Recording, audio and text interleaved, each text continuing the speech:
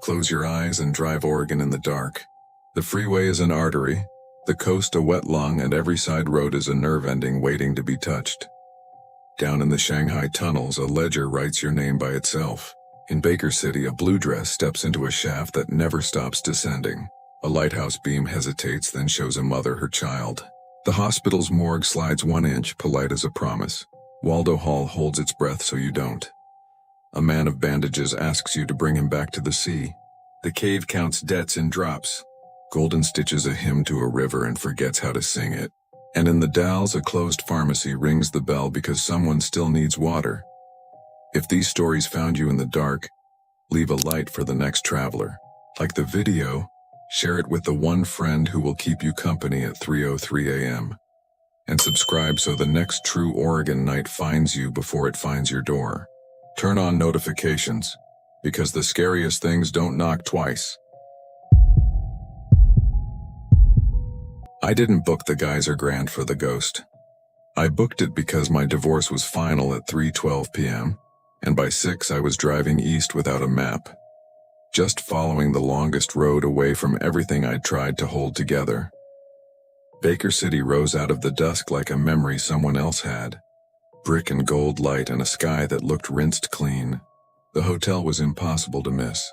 A high Victorian face trimmed in cream. Arched windows, the sort of place that still thinks the word parlor means something. I told myself I needed a quiet room and a strong drink. I got both. I also got her. They gave me 302. The clerk's smile faltered a heartbeat when he read the key tag, then returned like a curtain snapped back into place. I was too tired to notice the way he asked, "Will you be with us just the one night?" Like it was a warning phrased as hospitality. The carpet smelled faintly of lemons and old perfume. Up the staircase, past oil portraits whose eyes didn't quite follow. Past a mirror that seemed to hold on to shapes after you'd moved away. I remember thinking, this is how you restart a life. In a place that belonged to a different century. The room was tall and quiet. The ceiling trimmed with plaster roses. The kind of bed you fall into and don't come out of for days. I set my bag down and stood at the window watching Main Street empty itself onto the night.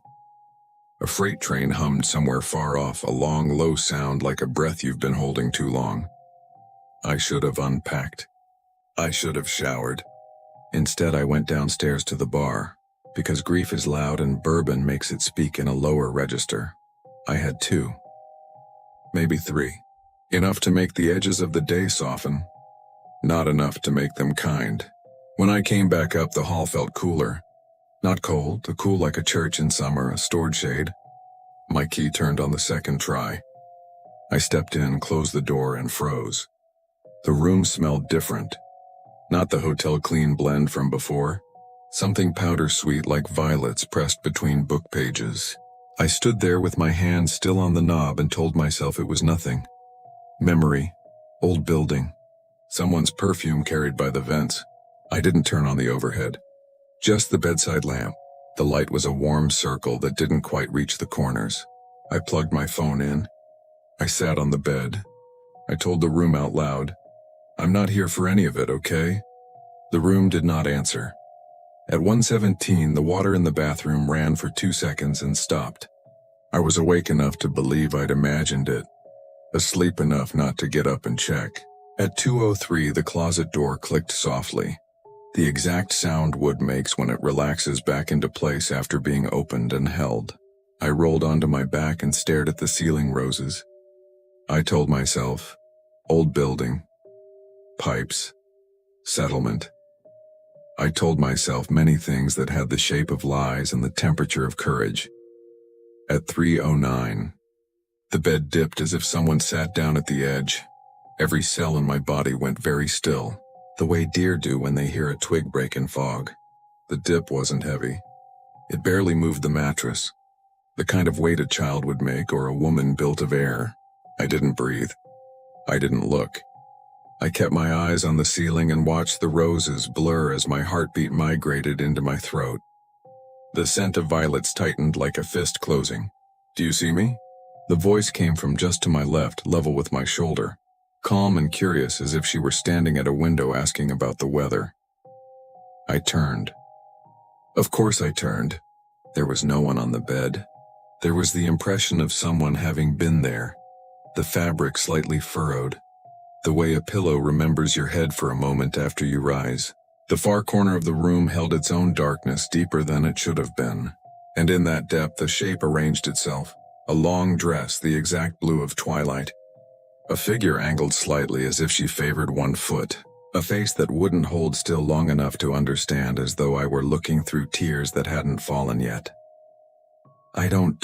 I said, and stopped because the sentence didn't know where it was going. She tilted like a question. You think you know how you'll react if you ever see a ghost?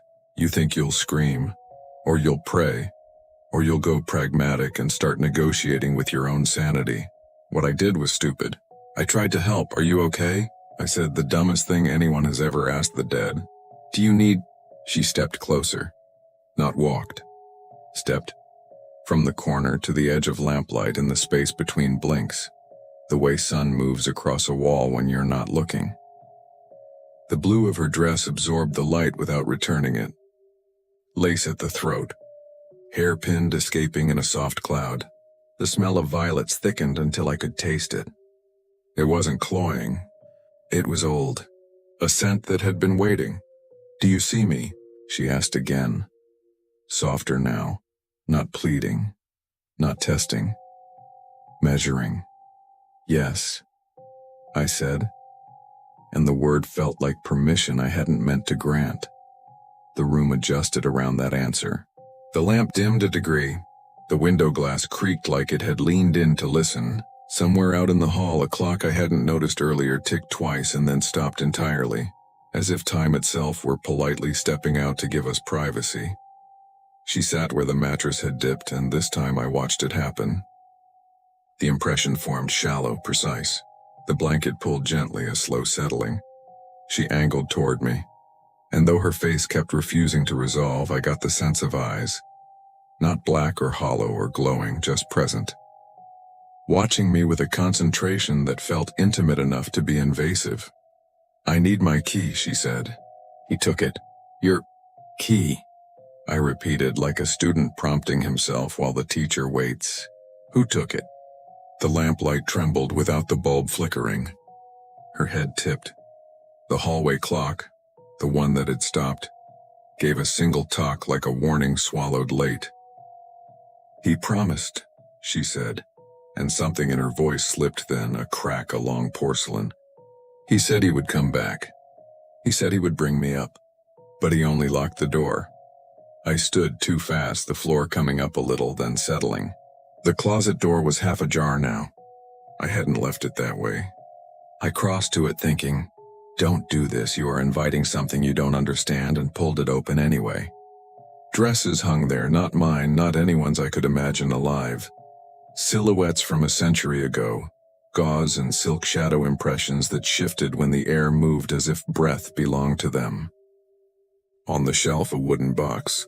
No dust, no hotel inventory tag. The lid wasn't latched. Behind me, the bed creaked. Please, she said. And for the first time, the word carried weight, a gravity that pulled on the room itself. He locked me in. I touched the box. My skin went cold enough to wring. I lifted the lid. Inside, on blue velvet that hadn't faded, was a single brass skeleton key. I should have closed the box and slept in my car. I should have taken the stairs and driven until the sun made a liar out of every dark thought I'd ever had. Instead, I turned with the key in my hand and asked a ghost, where does this go? Her hand rose, a pale, suggested curve of fingers, and pointed at the wall. Not at the door I'd come through, but at the section of plaster between the window and the headboard. I stared. There was nothing there. Just paint, faint crackle. The seam line where wallpaper had been stripped and replaced decades ago. Behind, she whispered, where he hid the door. The lamp flickered hard enough to throw shadows like knives. The hallway clock gave back its missing seconds in a single long talk that didn't stop. Just lowered into a hum I felt in my teeth. The smell of violets sharpened into something else, something scorched and sweet. And in the plaster where there had only been wall, A line appeared. Hair-thin. Vertical. The suggestion of a seam that hadn't been touched since blue was the color of evenings that never ended. "Do you see me now?" she asked. I slid the brass key into nothing and felt it find a lock I couldn't see. The tumblers turned like bones remembering their names. When the lock turned, the sound was small but final. A sigh pulled through a keyhole. The line in the plaster split open. Not a door exactly, but an absence of wall. I stepped back as cold air rolled out. The smell of violets collapsing under the heavier scent of iron and wet dust. My lamp flared once and steadied. She was gone from the bed.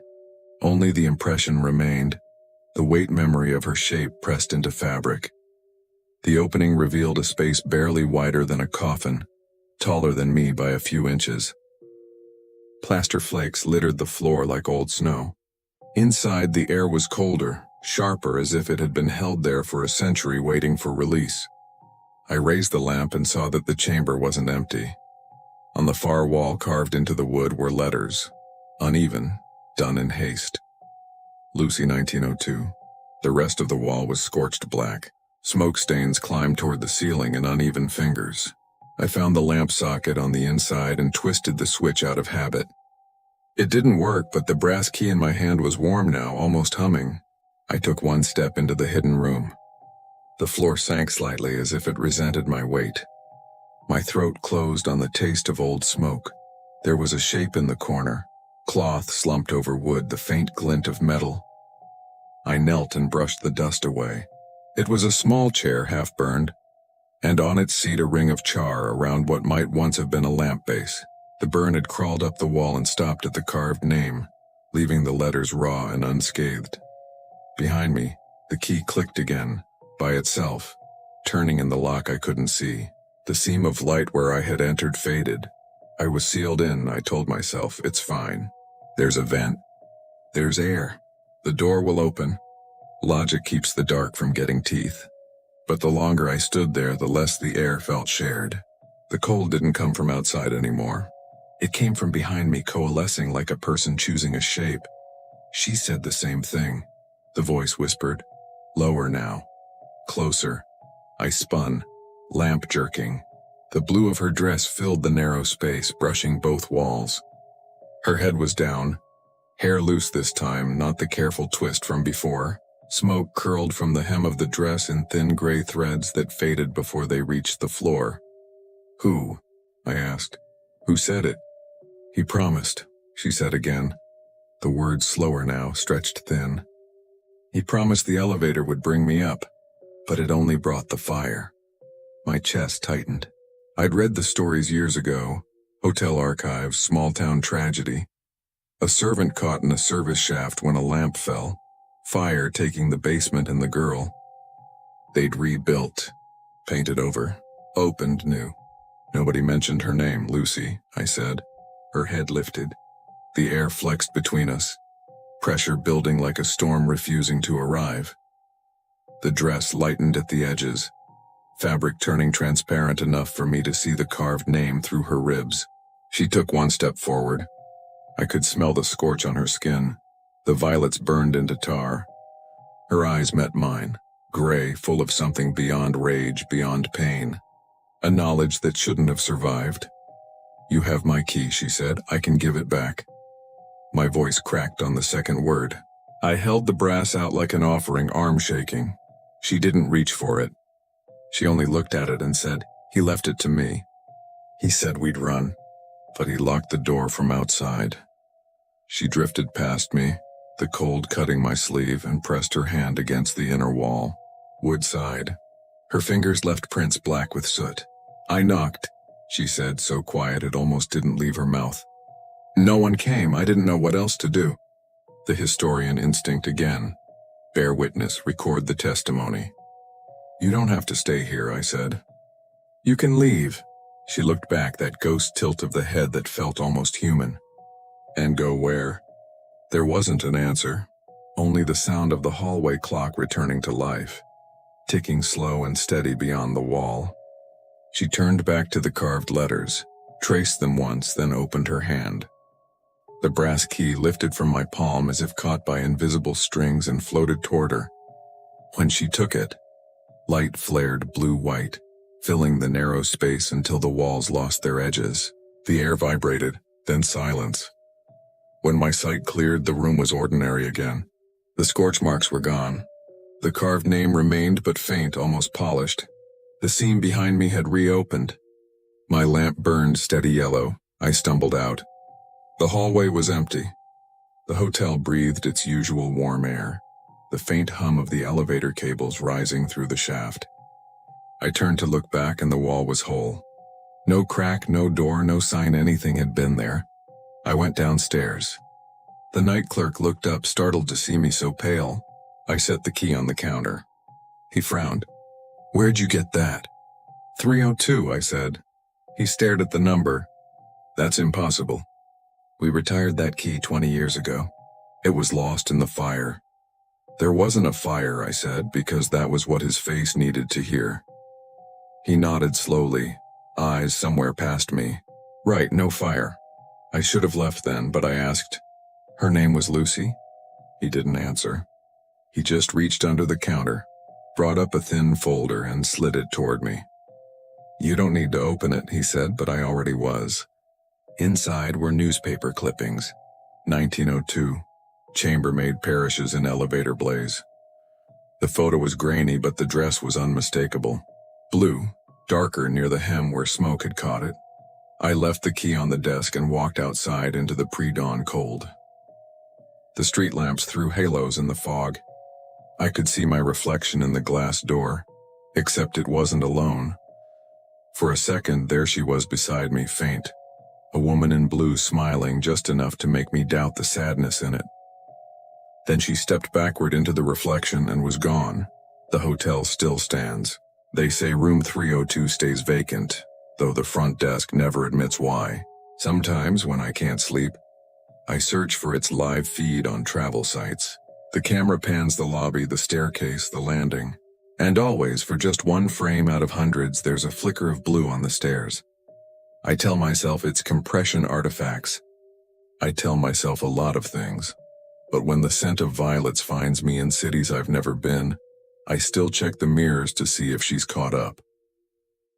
I didn't go back to the Geyser Grand after that night, but she followed me anyway. For a week after, everywhere I stayed, highway motels, a cousin's guest room, even a cabin outside Bend, the same smell would bloom out of nowhere. Not perfume from a living person, not air freshener. That same pressed violet scent, faint at first, then stronger, then gone, always around 3 in the morning. Always when I was alone. At first I told myself it was memory. The brain can do that. Hold a smell, a sound, replay it when you're tired. But then the photographs started. I'd take a picture and a gas station, a road sign, a random diner. Later, scrolling through my phone, I'd see a streak of blue at the edge of the frame. Not a lens flare. Not a car, cloth, lace at the throat. Hair pinned high. Always turned just enough that her face was unreadable. I deleted them. They came back. One night, camped beside a river, I woke to the sound of an elevator bell. Sharp, metallic, echoing where no elevator could exist. The tent was glowing faintly blue. I sat up, heart hammering, and there she was. Not inside, at the zipper, looking in. Her hands pressed lightly to the fabric. Her eyes, clearer now, full of something I didn't expect. Not hunger. Not anger. Expectation. "You still have the key," she whispered. I gave it back, I said, but my hand was already in my jacket pocket. My fingers closed around cold brass. It was there, heavy, warm like before. My voice broke. "What do you want from me?" She tilted her head. The hem of her dress swayed, though there was no wind. "Open the door." "What door?" "The one he built for me."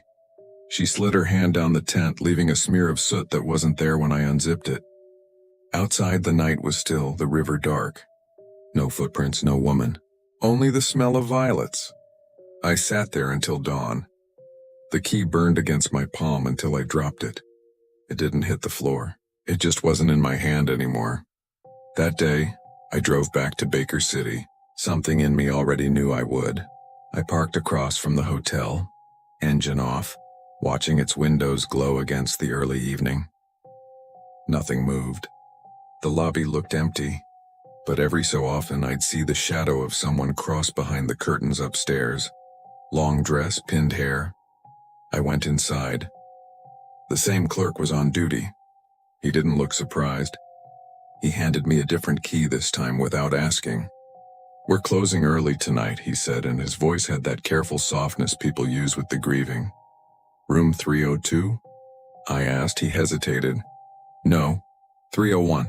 Next door." The hallway felt longer than I remembered. The carpet pattern crawled under my eyes, twisting roses and vines.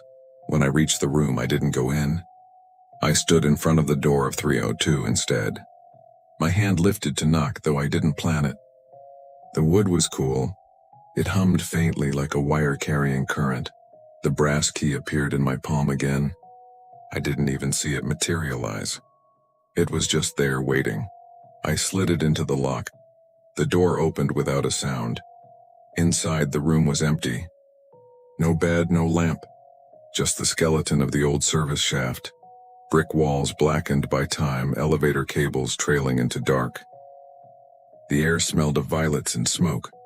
And standing at the far end where the shaft dropped away was Lucy. She looked different, clearer, more solid, like she'd been gathering herself. Her dress no longer frayed, her hair pinned exactly as it must have been the night she died. She smiled. Not a warm smile. Not cruel either. Just final. "You brought me my key," she said. I nodded. "You can leave now." "I don't understand." "You opened the door." She stepped backward into the shaft. The blue of her dress caught the dim light and scattered it like water. "He locked it from outside," she said. "You unlocked it. I can go." And then she was gone. Not fell, not vanished. Just stepped out of sight the way someone steps into another room. The smell faded. The air warmed. The walls no longer hummed. The elevator cables hung slack, lifeless. I left the hotel before sunrise. I didn't check out. I didn't tell the clerk what had happened. On the drive west, my phone stayed dark. No photos, no blue streaks, no violet scent. For the first time since that night in 302, I slept through until morning. I tell people now that Baker City was just a stopover, a place to kill an evening on a long drive. I don't tell them about the hidden door or the key, or the way a ghost asked me to finish what someone else had promised.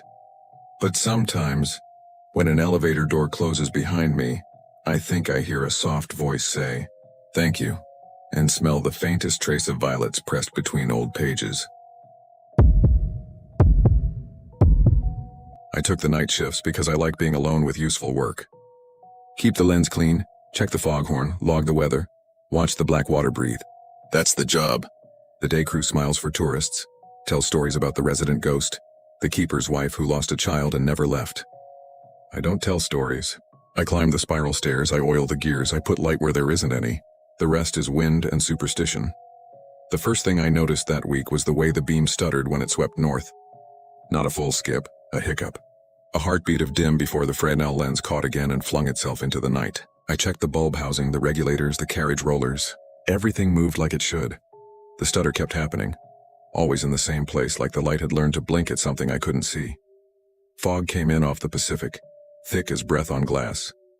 When fog eats the cliff, the world compresses to the room inside the lantern and the sound of surf you can't judge the distance of. I logged visibility at 50 yards and ran the horn test. The note rolled down the cliff and came back wrong, softer than expected, like the ocean had put up a hand and said not now. On my second midnight, I carried the rag and kerosene up for the lens. It's a ritual that makes sense to me. Circles upon circles, prisms like frozen soap, brass fittings catching little galaxies of light. I've cleaned church windows and lab glass. Nothing on earth throws light like a first-order Fresnel. I wiped in slow arcs, talking to the night without words, the way you do when you're inside a machine that's older than your grandparents. The stutter hit again, the beam thinning to a fade for the span of a swallow. In that fade, I saw a shape in the glass. Not a reflection, an absence. A woman's profile turned away. Hair coiled low, chin tipped as if she were listening for a name. I stopped breathing until the beam filled itself back in and the shape vanished. I stared at the curve where she'd been. My mind did the sensible math of smudge, glare, fatigue. But my fingertips went cold in that specific way you can't argue with. The logbook lay open on the little desk under the clock. I wrote slight dimming at bearing 330 dig. Possible particulate or salt film. Then I kept my rag moving because stopping felt like permission. At 2:11 a.m. the keeper's house below went dark. It shouldn't have. There's always one lamp on in the kitchen for overnight. I leaned out and the fog swallowed everything, even the white of the eaves. The horn groaned once and died. I went down with the toolkit and a story ready for myself about moisture in the contacts. I don't remember deciding to bring the old brass key from the drawer by the logbook. My hand was just closed around it when I hit the service level. The door from the tower to the catwalk stuck halfway like something leaned against it from the outside. When it gave, it opened into fog punched full of light by the rotating beam. Each sweep turned the mist into a world and then erased it. The catwalk rail beaded with water that felt oily, heavier than fog should feel on skin. The horn housing sits on a plinth to the windward side. I reached it and found the panel open and the fuse intact. I could hear the ocean working the rocks below in slow violence. I could hear gulls asleep with their heads tucked into storm. And under it, like a sound you don't hear so much as learn, a woman crying as if the air had been taught her grief. I said her name without knowing it. I said, Mrs. Mercer? The story they tell the tourists uses that name. Wife of the keeper, 1890s.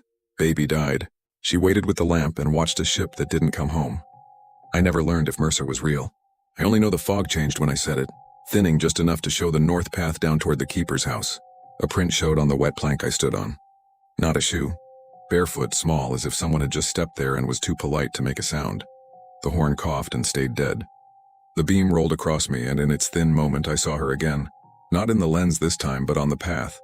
A length of fabric pale as fish belly, and a hand holding a lantern that didn't burn.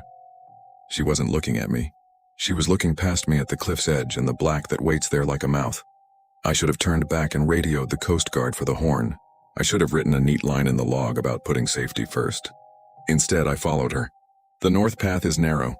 Gravel skittering to emptiness if you step stupid. Fog makes a wall and your own feet become an argument with gravity. She moved like fog moves, the lantern a suggestion in her hand. I didn't see her face, just the slope of her shoulders and that tilt that women get when they are carrying the weight of something that can't be put down. Halfway down, she stopped so suddenly the fog bunched around her like fabric. I smelled something sweet and wrong, like iron warmed in milk.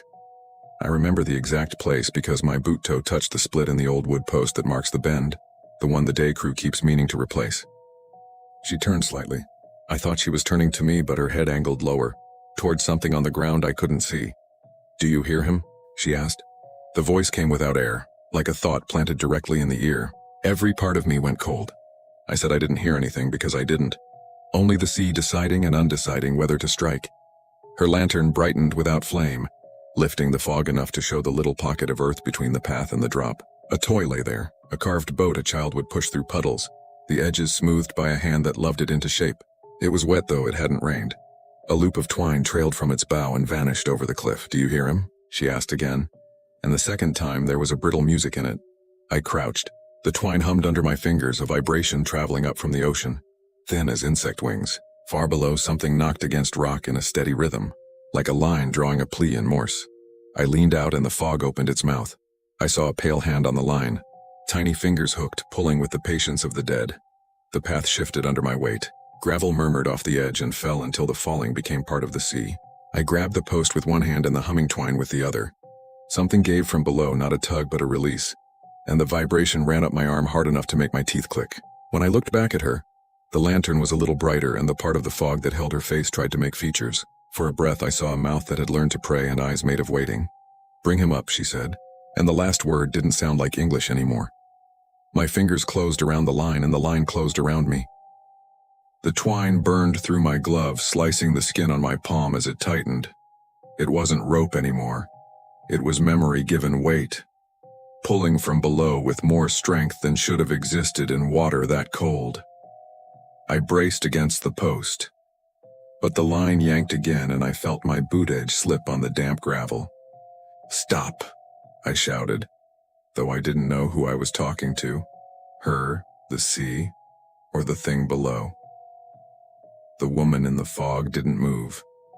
She just watched, that lantern in her hand glowing soft and steady. her face still carved from nothing but pale light. I could hear the hum of the line rising in pitch higher and higher, until it wasn't a sound anymore but a pressure behind my eyes. Then it stopped.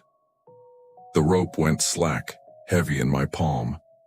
The sea below sighed once, and in that single exhale I saw something break the surface. A small wooden boat, half-rotted, coated in barnacles, floating in circles, slow and deliberate, like something breathing through wood. I swear it wasn't there a moment before. The twine in my hand led straight down to it, knotted around its bow. "Bring him up," she whispered again, softer this time, and the fog thinned around her mouth. Her lips didn't move. The words came from the air itself, curling through the mist. I looked down. There was something inside that boat. At first, I thought it was a trick of the waves, a shadow of driftwood maybe. But when the next rotation came, I saw it clearly. A small, pale hand pressed against the side of the boat. Fingers curled over the edge, my throat closed. Oh God. The woman stepped closer to the cliff, still watching the sea. "He's been waiting for me," she said. "Every night I light the way, but he never finds the shore." Her voice cracked on the last word. "Tonight he found you instead." I dropped the twine. It didn't fall. It hung there, still connected, pulsing faintly like it was breathing. "I can't," I whispered. "I can't help you." Her head turned then, slow and deliberate. For the first time she faced me fully. Her face wasn't monstrous, just wrong. Too clean, too preserved. Like porcelain pulled from ashes. Her eyes weren't black or glowing. They were empty sky, the color of morning fog. "Yes, you can," she said. "You're the keeper." The air shifted and every part of the lighthouse behind me groaned. I could feel the light above us stutter, the same hiccup in the beam, that split second of darkness where something else slid through. The hum deepened, and in the flicker, the cliff beneath my feet wasn't stone anymore. It was wood. Wet, creaking boards, rising and falling under invisible waves. I was standing on a ship. The fog stretched into a horizon of nothing, the sea black and endless.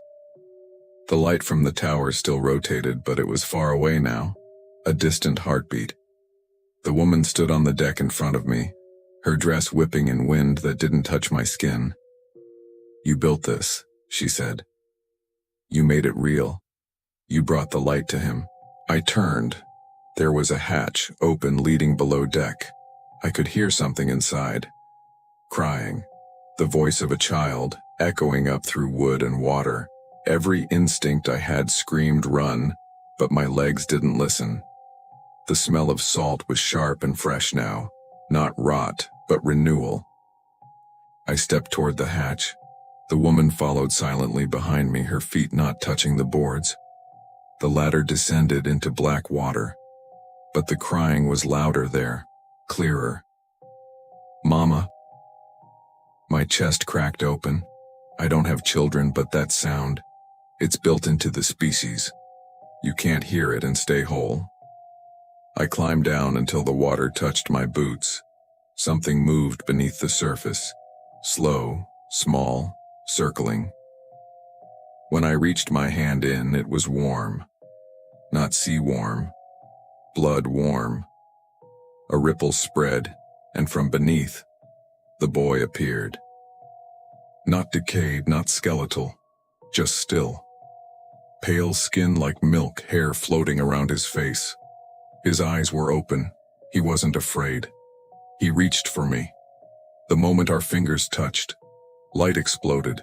Bright, white, silent. The water vanished. The ship was gone. The wind stopped. I was kneeling on solid rock again, the rope limp beside me. The woman stood near the cliff's edge, holding the child in her arms. His small hands clutched her dress. She looked down at him and smiled with a kind of peace that doesn't belong in this world. Then both of them began to fade. First the edges of the dress, then her arms, then the faint glow of their outlines. The last thing I saw was her face lifting toward the lighthouse, her lips shaping one word: home. The fog rolled back in, covering everything. The horn blared once, loud enough to shake the cliff. When it cleared, I was alone. The toy boat sat at my feet, perfectly dry. The twine was gone. I carried it back to the tower without thinking. At the top, I placed it beside the logbook and turned on the main light again. The beam swept across the black, strong and unbroken. No more stutter. No more blink. At 3:11 a.m., the wind dropped, and for a second, I heard a faint laugh through the glass. High, soft, distant, then nothing. The ocean exhaled, and the night moved on. The night after it happened, the air felt wrong. The lighthouse was too quiet, the waves too even, the machinery too smooth. It was the kind of silence that feels like someone holding their breath behind a door. I stayed in the lantern room watching the beam crawl across the sea until dawn bruised the sky. By morning, I convinced myself I'd hallucinated it. Long shifts, low light, bad sleep. Men see worse on oil rigs and at war. But when I went down to make coffee, the toy boat was gone. Not misplaced, not fallen. Gone. In its place on the logbook was a smear of salt in the shape of a handprint. Small. About the size of a child's. The next few days passed quietly. Tourists came for the weekend, took their photos, laughed at the stories about the gray lady. I told the same old script. Caretaker's wife, lost child, light that never dies. But something in the air had shifted. The foghorn sounded richer. The beam ran without a hiccup. For the first time in months, the tower felt clean, alive. And then, on my last night before transfer, she came back. It was around 2 a.m. The sea was calm, glassy, reflecting the beam like a vein of silver cutting through the dark. I was sitting at the desk writing my final report when the temperature dropped so fast the ink froze mid-sentence. The foghorn groaned once, and low, sorrowful, and then stopped. I didn't need to turn around. I knew the smell. Salt, smoke, and that faint sweetness of violets. Only now it carried the faintest note of driftwood. "Mrs. Mercer," I said quietly. "You got him home." "Yes," she said, her voice right behind me. I turned slowly. She stood near the lens, the boy beside her. Both of them faint. Not transparent, just thinned, like light seen through water. He clutched the hem of her dress, smiling in a way only children who've forgotten fear can. She looked the same as before, but softer. Her eyes held the same exhaustion I see in men who've finally stopped fighting sleep. "I thought you'd gone," I said. "I tried," she whispered. "But the light called us back." I frowned. "The light?" Her gaze turned toward the great glass lens. "It was his beacon. It still is. We keep it burning." I stepped closer, careful not to break whatever thin thread kept her here. "Why show me?" "Because you saw us," she said simply. "Because the living forget too quickly." The boy tugged her sleeve. "Mama," he said. "It's coming." Her face tightened, not fear, not pain. More like recognition. She looked back at me one last time. "Tell them we're still watching. Tell them the sea remembers." And then the beam flared, blinding. I threw my arm up to shield my eyes. When the light dimmed again, they were gone, but something else had changed. The lens from that perfect ancient circle of glass had a crack. Fine, hair-thin, running from the center outward like the line of a tear. I radioed the Coast Guard that morning. They logged it as thermal stress from sudden temperature change. I didn't correct them. They sent a crew 2 days later to replace the pane, but when they disassembled the lens, they found something sealed behind one of the brass fittings. A photograph. It was faded, warped by moisture but clear enough to make out. A man in a keeper's uniform, A woman in a pale dress and a little boy standing between them, clutching a carved wooden boat. The back of the photo had a date, 1893, and a single word written in elegant cursive. Home. I still have that picture. I keep it in my jacket pocket, folded tight so it doesn't catch the light. Some nights, when I can't sleep, I drive back down the coast just to see the beam sweep across the black. It's steady now. No flicker, no skip. But every 7 rotations there's a flash brighter than the rest. Too quick for the eye, but bright enough to catch in a camera frame. If you slow it down, freeze that moment, you can see 2 figures in the reflection. A woman in a long pale dress, holding a child by the hand. They're standing where the sea ends and the light begins. And sometimes, if the wind hits the rocks just right, you can hear the faintest sound beneath the foghorn. A woman humming a lullaby no one's sung in 100 years. That's how I know they're still here. Not haunting, not warning, keeping the light. I work nights because day shift is too loud with living excuses. Nights the noise is honest. Radiator clicks, distant elevator cable singing to itself. The rubber hush of my soles on polished linoleum. I do rounds on the old wing we call heritage, which is the nice word for corridors the state forgot to budget feelings for. People ask if I'm scared to be alone in a psychiatric hospital after midnight. I tell them the truth. I'm only scared when the living stop sounding like themselves. The record room is my favorite place to hide between rounds. A locked archive behind a green door that sticks and stacked with boxes that smell like paper rot and lemon oil. Stamped dates back to the 1890s. Handwritten notes in a dozen different hands that learned to press hard to be believed. You can feel time in there, not the ticking kind, the sediment kind. I used to read admissions from a century ago while the fluorescent light hummed a headache into the ceiling. Female. Melancholia, male shell shock, no child. Incorrigible. The words bruise even when nobody means them to. On the night it started, the boiler overcompensated for cold. The radiators hissed like snakes pretending to be tea kettles, and the hallway outside smelled faintly of hot dust and something sweeter underneath, like cough syrup poured into a glove. I swiped my badge at Heritage's fire door, pushed through, and the air on the other side had that stillness that tells you a building is listening. Rounds are ritual. Check the red lights over doors, peer through the panes, count chests rising under thin blankets, whisper first names that don't belong to me. Room 12, breathing okay. Room 14, turned on side. Room 16, eyes open, staring past me at a corner I don't want to look at. You good, Mr. Lang? He blinked, slow as a lighthouse in fog, and said, "Don't you hear them scraping?" I smiled the way they teach you, gentle and bland. "Just the heat," I said, and his eyes slid off me like I was a window. At the end of the corridor is the day room nobody uses at night. 2 couches that know more tears than television, a dead vending machine, a bulletin board with curling announcements for groups that never meet on time. There's a locked door off the day room marked morgue in letters that got smaller every time they painted over them. We don't store anything there now. That's what I've been told. That's what I tell the new hires when they ask why the lock sometimes feels warm. I went into the day room to breathe. The clock on the wall said 2:37, which is the part of the night when even the brave start lying to themselves. The reflection in the window was mine until the light flickered, and then someone else joined me in the glass. A boy standing just behind my left shoulder. Small shaved head the way they used to do it. Hospital gown too big, collarbones like parentheses. He didn't move.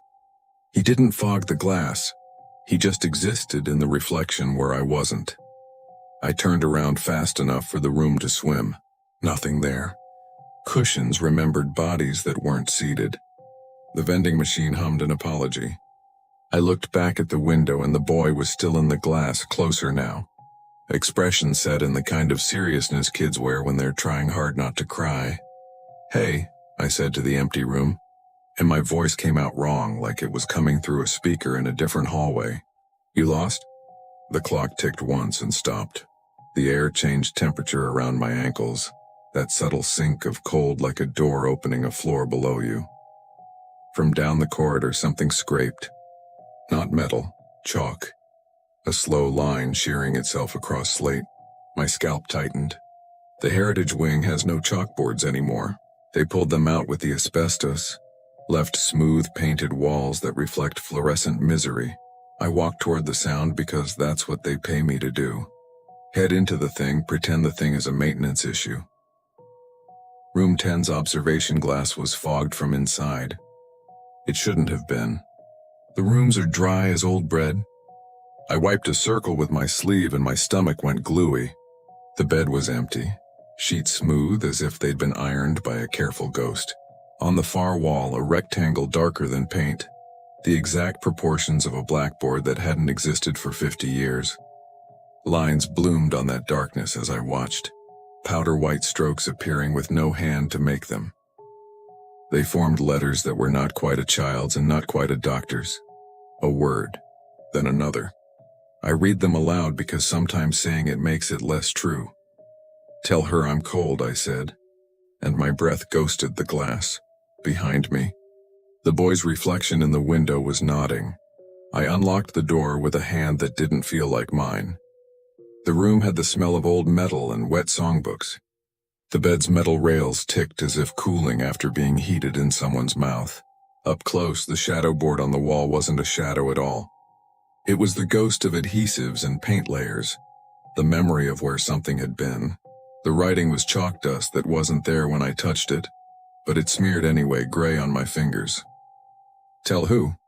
I asked, and the room's temperature felt like an elevator cut loose from its rope. The answer came from the vent above the bed, a breath pushed through tin lungs. "Mother," it said, simple as a diagnosis. Then a rattle like marbles in a jar, like teeth that stayed to chatter after the jaw left. I backed into the hallway with the professionalism of a man who wants to run without the security camera catching it. Radio clipped to my shoulder. I pressed the talk button and nothing spoke back. Not static, not dead air. Just a soft, steady tapping. 323. I knew that rhythm from boiler nights. I also knew it from hands on glass. The morgue door clicked. Not opened. Clicked. The delicate sound a lock makes when it changes its mind. I wish I could tell you I left it, that I logged a call to maintenance for a misbehaving latch and kept moving. I put my palm on that door like it had a pulse. Warm, not metaphor warm, skin warm. I swiped my badge and the panel lit green like it was glad to see me. Inside smelled like winter behind a church. Tile floor too clean for a room nobody uses. The stainless gurney, the drawers. The inadequate sink where cold water pretends it can rinse a life away. Somebody had left a folded sheet on the counter. I say somebody because it's easier than saying the sheet folded itself while I watched. Set on top was a tag, blank except for a single penciled word. Returned. It should have meant pathology paperwork. A mistake, a prank. It meant none of those things in the temperature my bones were keeping. The overhead fixture flickered once, twice, and then steadied into a light that didn't belong to this century. The kind of light that remembers gas. The walls sweated a little. My breath did not. From one of the drawers came that chalk sound again. Only closer, only wetter, like a finger writing on glass underwater. "Okay," I said, because that's my trick when fear climbs my throat. Make it a conversation. "Okay, I'm here." The drawer handle slid without my hand. Steel whispering steel. It opened 4 inches, then 6. Then all the way, polite as a waiter. Inside, the slab was empty. But frost traced a sentence along the metal. Beads forming at each curve and then freezing into words. She never said goodbye. I didn't notice the boy until he was standing on the other side of the gurney, where there wasn't room for him to stand because there wasn't room for anyone to stand. He didn't look at me. He looked at the tag. He lifted a finger and pushed it toward me across the sheet. The motion of a kid offering you his last marble. When it touched my skin, the pencil line darkened, letters rising from faint to legible like bruises. A name wrote itself in small, careful script. Not his, hers. I knew it before I read it. I'd seen it 1,000 times in the archive on envelopes that were never opened. The light went out. The warm lock clicked back to cold. From somewhere in Heritage, a woman screamed like she was finally allowed to. The scream traveled the way terror does in these halls, through metal and ductwork first, then into the bones of whoever's listening. It dragged me down Heritage like I was leashed to it. Doors stayed closed. Observation panes reflected nothing I wanted to see. When I hit the day room, the sound had already burned itself out, leaving the air thin and quivering. The vending machine light strobed once and steadied. The clock resumed ticking like a throat clearing after a lie. "Hello?" I said, because procedure says announce yourself and because silence is a kind of permission here. No answer, only that syrup-sweet smell again, undercut now by cold metal. Room 16's nightlight glowed crooked under the door, a little diagonal bruise. Mr. Lang lay turned to the wall, breathing slow, his eyes open to some other schedule. "You okay?" I asked. He blinked. A second passed and the blink finished. "She's here for the small one," he murmured. "Don't make her wait." His voice didn't belong to him. It belonged to a room no one let him enter. I backed out and swallowed the urge to say a prayer I hadn't used since my grandmother's rosary. The record room key was in my pocket before I decided to need it. Green door. Stick of the hinge. Lemon oil and paper rot breathed me in. I went straight to the shelf that shouldn't have had anything to do with kids. Admissions, juvenile, 1900-1925. The box was heavier than it looked. Inside, file jackets the color of old tea and a stack of envelopes bound with string. The top jacket broke my name like a whispered dare. Ellison Thomas, age 9. Admitted for incorrigible, destitute, vagrant. The words bruised even after a century. I opened it. A photograph paperclipped to the first sheet. A boy with a shaved head under a cap that didn't fit. Eyes set to watch for exits. The admission note in ink that leaned too hard. Found sleeping in freight yard. Mother unlocated. Then later, mother located. Visitation denied per Dr. H. Patient displays cold intolerance. Prescribed open-air regimen. Cold intolerance. In this place. Someone had underlined it once so hard the paper tore. The envelopes were all addressed in a tidy hand that tried to stay hopeful. Mrs. Ruth Ellison to Master Thomas Ellison, CO Oregon State Hospital. None had been opened. On each a stamp returned to sender, unclaimed deceased on the last one. Another hand had added a single word in pencil. Sorry, the floor under me moved a fraction. The way a building sighs after a long day of pretending it's not holding anything it can't let go of. From somewhere close, the vent, the corridor, my own chest, the chalk scrape sound returned, slow and patient. Tell her I'm cold, he'd written. The frost on the morgue slab had asked for goodbye. The tag had spelled her name before the dark took it back. I took the top letter. The paper inside felt like skin left too long in winter. I didn't read it yet. Every instinct said I needed to. A different instinct said I shouldn't in here.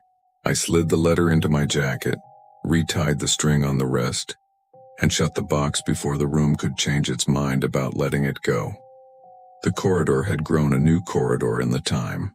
I'd been inside, perspective bending the way it does when you've been staring at one thing too long and suddenly remember, your body has to move through space. Heritage can do that. Make straight lines kink, stretch distances. The morgue door waited at the end, not ominous, just inevitable. My badge beeped green without me swiping it. Inside, the stainless gleamed too bright, every reflection a second late. The drawer I'd opened before had its lip out like a mouth refusing to close until it's told what it wants to hear. On the gurney, the folded sheet and the tag. The tag no longer blank. The name had settled in, graphite dark, Ruth Ellison. Someone had drawn a line under it as if to keep it from slipping away again. I brought one, I said. My voice shook like a fluorescent bulb trying to decide whether to hum. I took the letter out and set it on the steel. The paper left a rectangle of breath on the metal, fogging and unfogging as if reading itself. I don't know why I apologized to a century.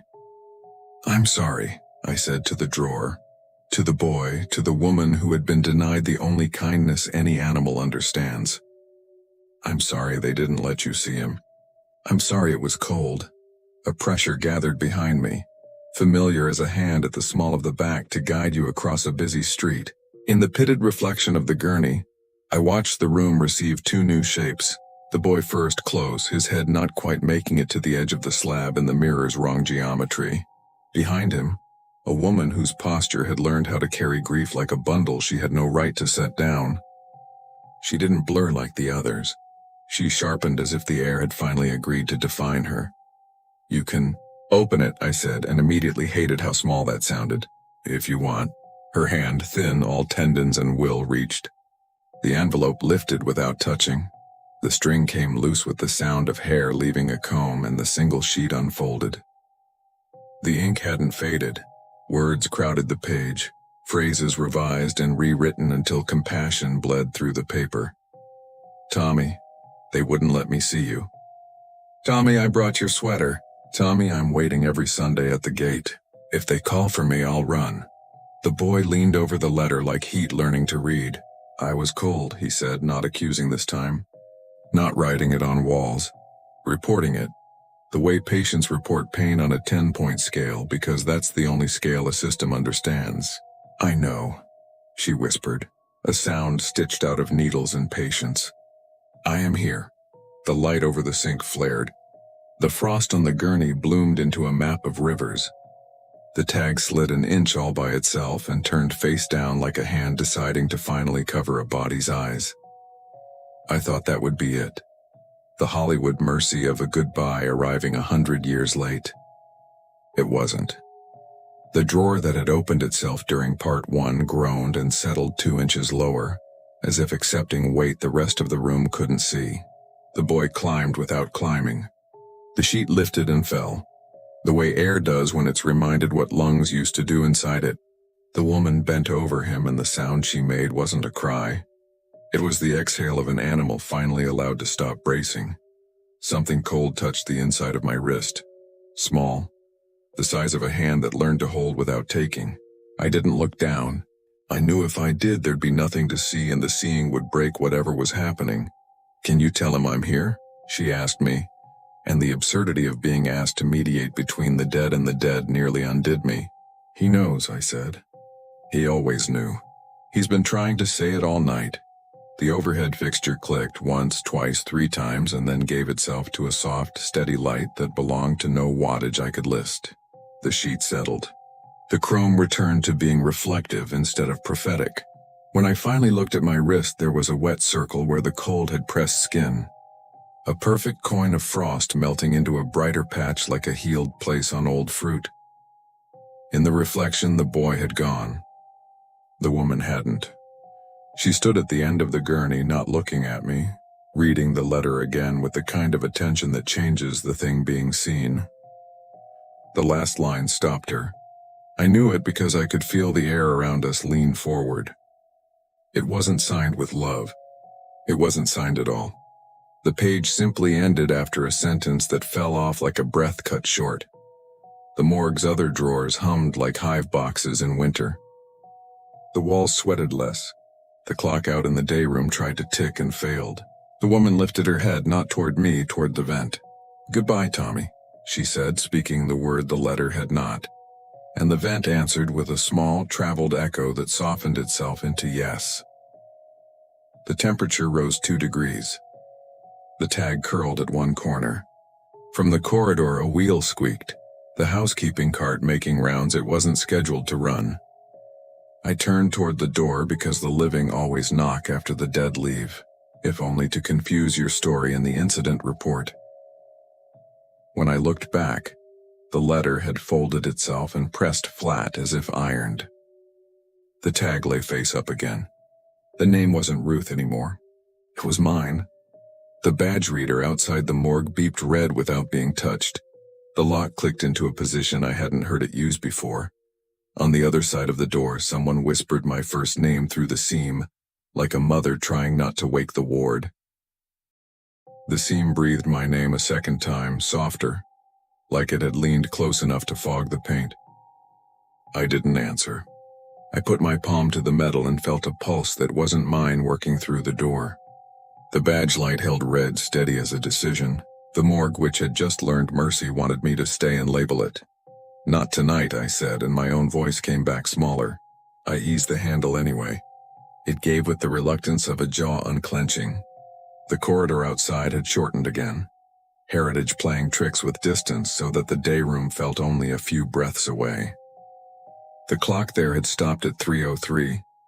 In the window, my reflection stood where it should, but the boy wasn't behind me anymore.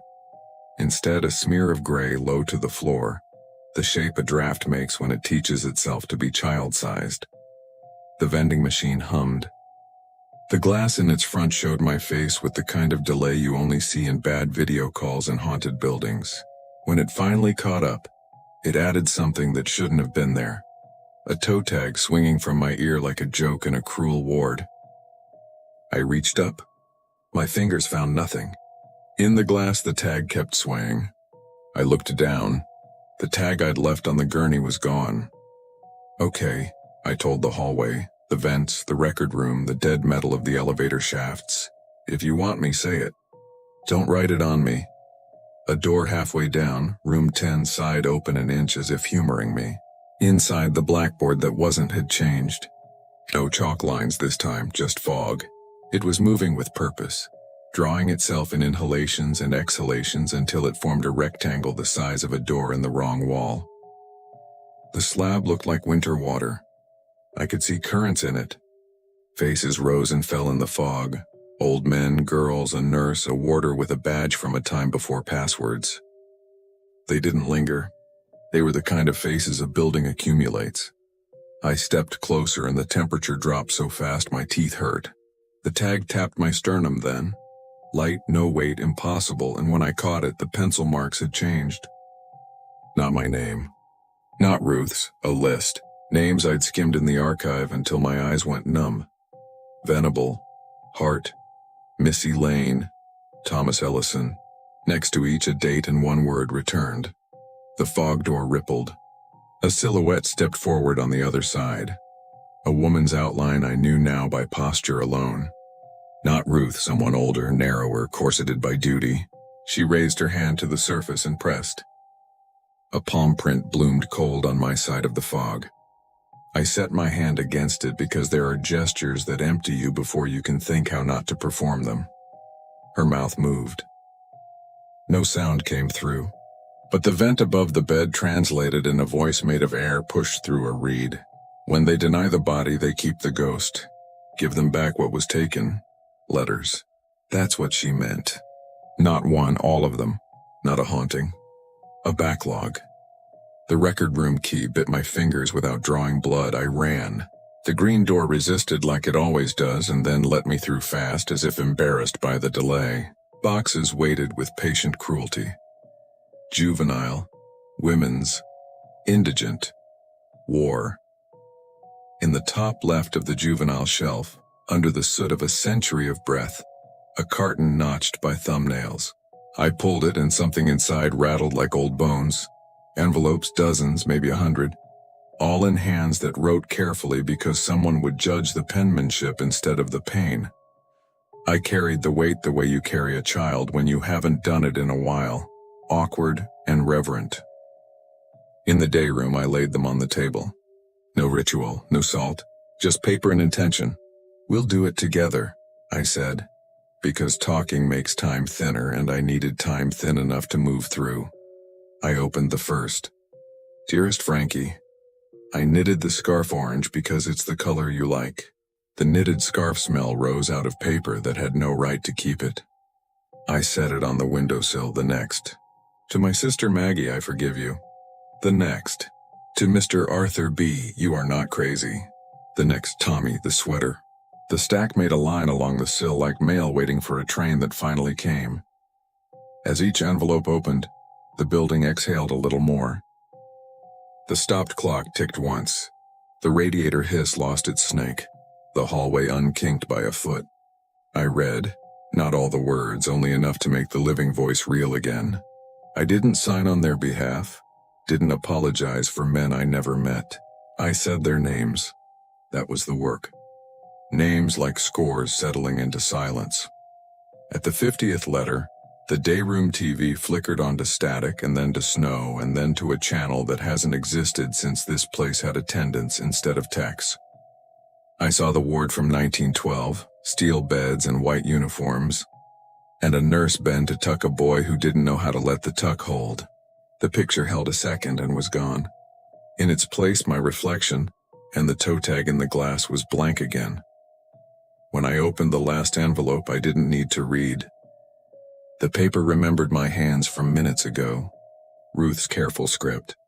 The unspoken goodbye. I finished it aloud because endings are a living person's job. "Goodbye, Tommy," I said, and the word didn't catch in my throat this time.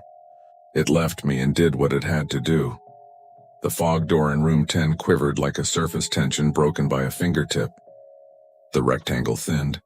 Faces let go. The cold lifted from my bones so gently it felt like hands taking a weight I hadn't known I carried. Something small touched my knee. I looked down and saw nothing. I looked at the window and saw the boy in the glass standing beside a woman whose shoulders were no longer an effort. They didn't wave. They didn't need to. They turned and walked toward the part of the reflection that didn't reflect anything. It brightened where they went. The tag in my hand warmed. The pencil lifted without lifting, graphite brightening into a new name. Mine again.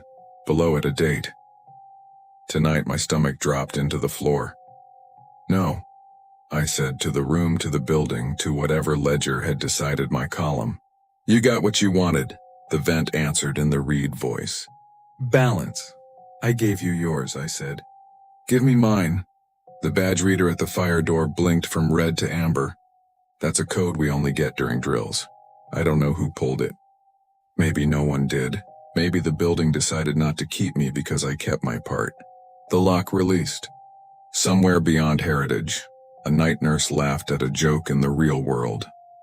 On my way out, I took the box of letters I hadn't opened and handed it to the switch nurse with instructions I had no authority to give. "Find families if you can," I said. "If not, read them aloud. Names first." She looked at my face, whatever was left of it. She didn't argue. Outside, the air carried wet dirt and distant highway. I sat on the curb under a streetlight that made moths into slow sparks and called my mother. It rang long enough for me to consider the end of everything. When she answered, her voice was older than I remembered, and the softest thing I'd heard all night. I didn't say the hospital's name or the word heritage or morgue. I said, "I'm here," and waited for the line between us to warm. She said, "I know," and we did the easiest, hardest thing. We stayed. When I hung up, the toe tag lay on the concrete by my shoe. Blank. The pencil marks had vanished into the paper, as if the page had learned erasure for itself. I left it there. In the morning, a groundsman swept it into a bag with leaves and cigarette filters and the candy wrappers the living shed when they get to walk out under their own sky. Later, in the record room, a new file jacket appeared where no one could have filed it. My name on the tab. Inside, a single sheet with 2 typed words, "Released warm." I think about the boy less now. When I do, he isn't cold. That's enough. But when I pass the green door on my rounds, I still hear chalk where no chalk is. Writing a single word because sometimes even the dead want to be obvious. Thanks. I took the overnight desk in Waldo Hall because the stipend covered 1 more month of rent, and because the building at night felt like a thesis no one had finished. On tours, they talk about the Queen Anne lines and the red brick and how it used to be a women's dorm before it became offices and the counseling center. They don't talk about the sealed 4th floor, or the window that's always dark until it isn't, or the way footsteps can sound like they're walking on the back of your neck. I'm a grad student in history. I tell myself that means I like old things. I didn't know old could like me back. Midterms had eaten the campus. Even the drunk voices outside were quiet. Just tired kids shuffling between libraries and beds they'd forget to make. The front doors of Waldo breathed me in at 11:54. I signed the log, the same blue pen, the same stale coffee smell woven into the desk wood. The security lights laid a thin milk over the hall, and the stairwell at the east end wore its shadow like a hood. On the wall behind me, the oil portrait of some long-dead benefactor shone with the kind of varnish that eats faces. In the glass doors I could see both of us, me and the painting, and a third shape that wasn't there when I turned around. My shift was simple: answer the phone if it rang, let facilities in if the alarms blinked, walk around on the hour, look official if a student cried. I did my first round at midnight, the building's bones popping as they traded the day's heat for night's rumor. The counseling wing slept like something that had finally exhausted itself. Closed office doors wore little placards with names that sounded human and weary. The whisper of ventilation said, "We can take this air and make it behave." On the landing to the third floor, a draft rose that didn't belong to any vent. It felt like someone had just run up the steps past me and didn't want me to notice. Waldo's fourth floor is sealed. There's an alarm box and a strip of metal where a lock once lived and a painted-over sign that used to say attic. I don't know when they closed it.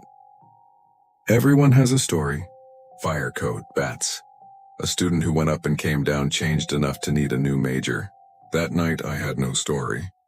I only had the sound the building made above me, a tiny click like a woman's tongue against her teeth when she's thinking. Back at the desk, I opened my laptop and tried to beat a paragraph into submission. The sentence kept slipping. In the upper corner of the monitor, the camera indicator flickered once. It shouldn't have. The camera was taped. The little tear of black electrical tape lay curled on the keyboard like a shed skin. The indicator glowed steady green, and for a second the screen showed the faintest overlay. Not my face reflected in glass, but a high window looking over campus, dark trees curled like fists, a reflection of someone standing behind the lens. Then it went back to Word like nothing had happened. I told myself power glitch because naming things keeps them from multiplying. I put the tape back, hard enough to make it stick to tomorrow. The desk phone rang once and stopped. The elevator gave a tired sigh even though it was parked and locked at the ground floor. I wrote it all down in the log like a good employee. 1221, minor electrical anomalies. The line looked small. It looked like a dare. At 103 I did the second round. The stairwell felt narrower, the banister oil slick with a history of hands. On 2, the copy room door was ajar. It had been closed. In the bluish light, paper dust hung like planets. The copier hummed the low animal hum machines make when they dream of fire. On the glass, a sheet lay face down. I lifted the lid and turned it over. It wasn't a document from tonight. It wasn't anything from this century. The paper had browned at the edges, brittle enough that my fingers hesitated. Handwriting in a tight, ashamed script. Request for room change. Reason, disturbances at night. The line below had been crossed out and rewritten 3 times until the words pushed like a bruise through the page. A final version remained. Someone keeps standing by my bed. She doesn't blink. The date at the top said 1911. The copier's display blinked ready. The lid closed by itself, gently, like a hand tucking a child. When I lifted it again, the glass was empty. The sheet in my hand was clean, fresh white, today's stock, no writing, nothing at all. I held it to the light like a fool. The fibers told me nothing. I put it back, shut the door, and told the hallway out loud. Not funny. Waldo's ceiling pipes clicked twice, a sound that could have been laughter if laughter wore nails. On the way down, I passed the window at the landing that faces the quad. The glass showed me what glass should. The dark lawn, the orange halo over the library, a campus that had rolled onto its side. And in the top left pane, a second picture laid itself over the first. The upper window, the one in the sealed floor. It was dark until it wasn't. For a breath, a lamp burned there. The shade cast a trapezoid of yellow. A woman stood inside it. I couldn't see her face, only her posture. A little forward tilt, like she'd been listening to a door for so long that she'd become the hinge. She turned as if she'd heard me see her. The light went out. I ran the rest of the stairs without admitting that I was running. Back at the desk, the portrait's eyes had learned a new trick. They weren't following me. They were looking up toward the ceiling, toward the sealed door that wasn't in their room to look at.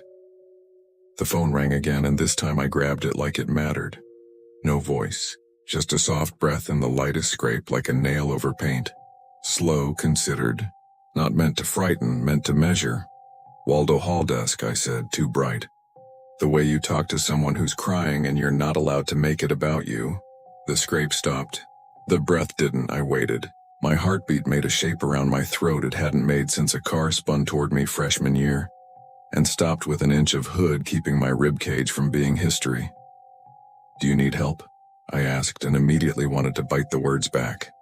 Because in old buildings there are questions that are really invitations, and I didn't want to invite anything I couldn't send home. A woman's voice answered, not a whisper, not a moan. Firm, taught by years of telling girls to sign in on time. I am watching, she said. Are you? The line clicked dead. The elevator shuddered like a sleeper turning over. And somewhere above me, where the fourth floor wasn't, a key slid into a lock that the building still remembered. The key sound overhead kept working at me after the phone clicked off, like a syllable you can't place. I stood up so fast the chair rolled back and tapped the wall. A small knock that sounded answered. The alarm panel by the stairwell glowed a harmless little green that meant everything was fine. It wasn't. A red LED beside attic fourth pulsed once, then steadied the way a heartbeat does after deciding to live. I took the master ring from the desk. Flat brass keys. A few card fobs, one ancient skeleton key someone kept for nostalgia, and started for the east stairs. The portrait's varnish caught my face and pared it down to eyes and a mouth. The eyes were mine. The mouth wasn't. It was held in a patience learned from counting doors. The stairwell was colder.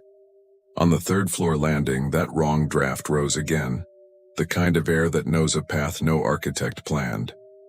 The fourth floor door was painted the same dull institutional cream, but the paint had learned to fail different. A vertical seam traced the jamb, hairline like the building had been holding its breath there for decades. The alarm box above it read bypass, though no one had the code. Don't, I told myself, and put the skeleton key in the old lock. It turned with the sound of dry bones greeting each other. The door breathed outward and a smell rolled over me that was part starch, part chalk, part the soft animal heat of too many people asleep in one place. The corridor beyond wasn't long so much as careful. Narrow, with doors set close together, each with a transom sealed by paint heavy as frosting. A single lamp hung at the far end, not lit, but everything under it carried a shape the dark had learned to remember. The floorboards complained with little knife squeaks as I stepped. On the right, a corkboard, the original kind with real cork and tacks like black eyes, held notices that had outlived their ink. Lights out 10:30. Quiet hours strictly enforced. No men beyond the parlor. Report all disturbances to matron on duty. The matron had signed with a perfect cursive I recognized without ever having seen. A hand that didn't forgive sloppiness because sloppiness burns. I didn't have to wonder which room had belonged to her. The air knew. Midway down, a door felt colder than its neighbors. The placard above it had lost its numbers long ago, but a shadow of them remained. 414. When I reached for the knob, something brushed past me at thigh height and my knee bent like it wanted to make space for a child. I stepped back. The knob turned without my skin. The door opened a hand's width and no more. Inside, the dark had arranged itself into furniture. A narrow bed with a chenille spread. A small desk with a blotter and a lamp that never did like to go off. A wardrobe with a mirror that showed nothing except the memory of uniforms. And on the desk a ledger the exact tan of old envelope glue. It lay open, pages swelling from time, pen resting where a hand had set it down and never picked it back up. I don't know why I whispered when I read. The words were meant to be public. Accounting for a night is always public. 10:45 girls in 4I-20 whispering. Knocked 11:15, window in 407 open. Corrected. 12 gang, Mr. F much too forward at desk. Turned away. Chores 3, footsteps in hall. Not ours. 117 stood at beds. Chores in 2, no blinking. The ink had darkened where the nib paused. The line below was dated in a hand that had learned neatness as a way to contain fear. 2:30, air and stairs wrong. 2:41, are you watching? The pen lifted on its own and pricked the paper once, a dot of wet black. It didn't write more. It didn't have to. I heard her in the hall, that home syllable footfall, the measured cadence of someone who makes rounds until rounds become her. I went back out and she was there at the corridor's end, not appearing so much as resolving like an image in a tray when the developer knows what it's doing. A long skirt the color of the building's thoughts. Hair pinned in a way that turned the head into a tool. No face at first, then just enough. Cheekbones pale with duty, mouth set against kindness because rules keep more girls alive than does mercy. Sign in, she said, a voice not angry. Unimpressed, it braided into the corridor like a rule written in air. At the desk, I said, because there are habits you can't unlearn even when talking to the dead. She nodded once and I wasn't meant to thank her. I was meant to obey. So I went back to the ledger and wrote my name where the night had space for it. The pen warmer in my hand than ink has any right to be. A sound took the air then. A fan belt whine drawn tight with worry.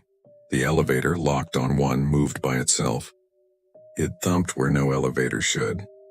The sealed transoms above 2 doors shivered, catching light where there was none. Somewhere below me, faint as guilt, a smoke detector chirped. A single bird note that didn't repeat. I froze because I knew that chirp. The battery cry you ignore until it becomes part of the room. Another chirp, not from the 4th floor. From 3, from the counseling center. She was already looking down the stairwell, not at me, at the seam where air climbs. Her hand lifted, wrist bone sharp under skin that learned to live in soap and water. She pointed, no drama, no ghost theatrics, past me and down. What is it? I asked. Stupid for the 2nd time tonight because I already knew. Heat, she said, and a cord under a rug. The building translated then. A hint of warm dust at the back of my throat. The sort of thin haze light makes when it meets particulate.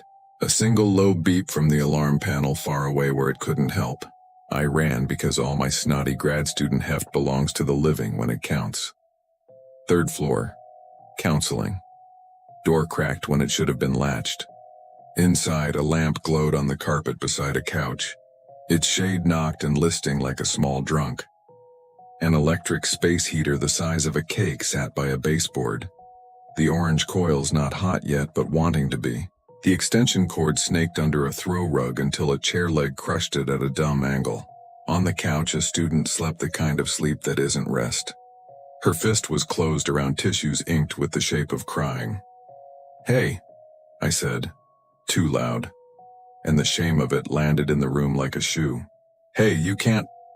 She startled, not all the way awake, turned a face that could have been anyone's face the year after 19, and tried to explain before she knew what to explain for. The way you do when you've been taught to apologize as a reflex. It's okay, I said softer. I unplugged the heater. I unwound the cord. I righted the shade and set the lamp high. I pulled the rug back like it had teeth. You're fine. Go home, okay, or wait. I'll call the on-call counselor. But not like this. Her mouth worked around a thank you that tried to grow. She nodded in pieces. I walked her to the door and watched her through the hall camera until the building swallowed her with the gentleness of a campus at 2 a.m. deciding it will mercifully not be the last place you ever see. Back in the counseling room, the air had lost its warm dust thought. The panel on the hall quit its nervous beep. I stood there longer than I needed to, palms flat on my thighs, hearing my blood decide to stand down. When I looked up, the window glass held an extra thing again. The 4th floor lamp, burning for one blink in its impossible room, and a woman by it, making a note in the ledger of a building that is herself. I went back upstairs. The door to the sealed hall stood open a few inches. just enough to admit a lesson. The ledger page I had signed had grown a line under my name. Not in my hand, in hers. 258, girl safe. Cord corrected. Keeper reminded. I didn't tell her I wasn't the keeper. That wasn't the point. The lamp at the end of the hall sent its shape down the corridor like a long thought.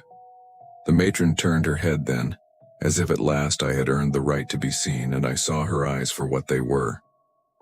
Tired, yes. Stern, yes. But also the kind of blue that looks black at night. A color that watches because watching is the only power some women are permitted. You don't blink, I said. And the stupid in it felt like truth. I can't, she said. It begins when we do. Behind her, somewhere in the sealed dark, a door latch lifted by itself and set back down like a change of mind. She watched me like a clock. I felt the planet turn an inch. From below, faint but real, the desk phone rang once. Go, she said. Not a dismissal. A schedule. My feet had already learned the stairs. I took them like a student late for a test. On the second ring I picked up, mouth already open to say Waldo Hall. The line carried breathing and a tiny, measured scrape, the sound of a pencil sitting down to work. Are you watching? The voice asked, and for the first time I heard the tremor in it. Not fear? Fatigue? Yes, I said, before the word could learn to be a promise I couldn't keep. I'm watching. The light above the desk swelled, then settled. The portrait stared dead center now, unbothered with ceilings. The alarm panel returned to harmless green. Somewhere, a woman in a century that never had my name wrote my name anyway and drew a small check beside it. The fourth floor door clicked softly, sealing a quiet that felt earned. The phone line didn't disconnect. It waited, breathing. I didn't speak. The line breathed like it had lungs, slow, measured as if matching my chest to teach me a pace. When I finally said hello, the building answered me back through the handset with its small languages. A relay clicking, a pipe deciding, the soft brush of a cord against a desk. Then a second voice arrived under the first, a whisper with shape. Downstairs, she said. Front doors. I went, the handset still at my ear, the coil taut between shoulder and mouth. At the lobby, the glass showed me and the portrait and the night beyond. The left door stood latched, the right had not caught. Only a finger's width of failure, the kind of almost that lets the wrong weather in. A sliver of cold pressed against my shin. The sensor had missed it. The alarm panel kept its pleasant green. But the hinge sighed in that human way that means someone passed through without asking.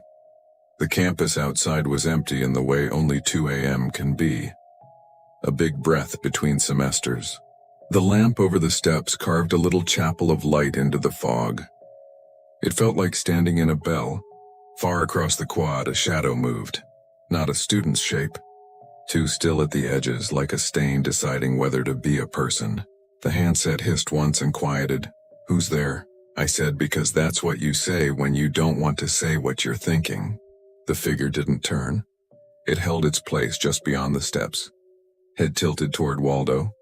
The way people look at a house they once lived. In the year everything hurt. The portrait's varnish caught the lobby light and sent me back a version of my own eyes that belonged in a different face. Behind that, in the glass, I saw the upper window again, the sealed one bright for a blink. A woman stood in the light. Her hand lay against the pane like she was testing the temperature of time. The figure on the steps took one soft step up. One more would have set off the sensor if the sensor had been made for ghosts. This one had a body, though. You can tell by the gravity of a coat, by the weight of shoes on wet stone. I saw a ring of keys catch light. A lanyard swayed like a metronome. A maintenance badge hung from it with a logo I didn't recognize because it belonged to a decade that had just ended. Sir, I said, voice sharpened. Mine again. The building's closed. If you need... I used to work here, he said without looking at me.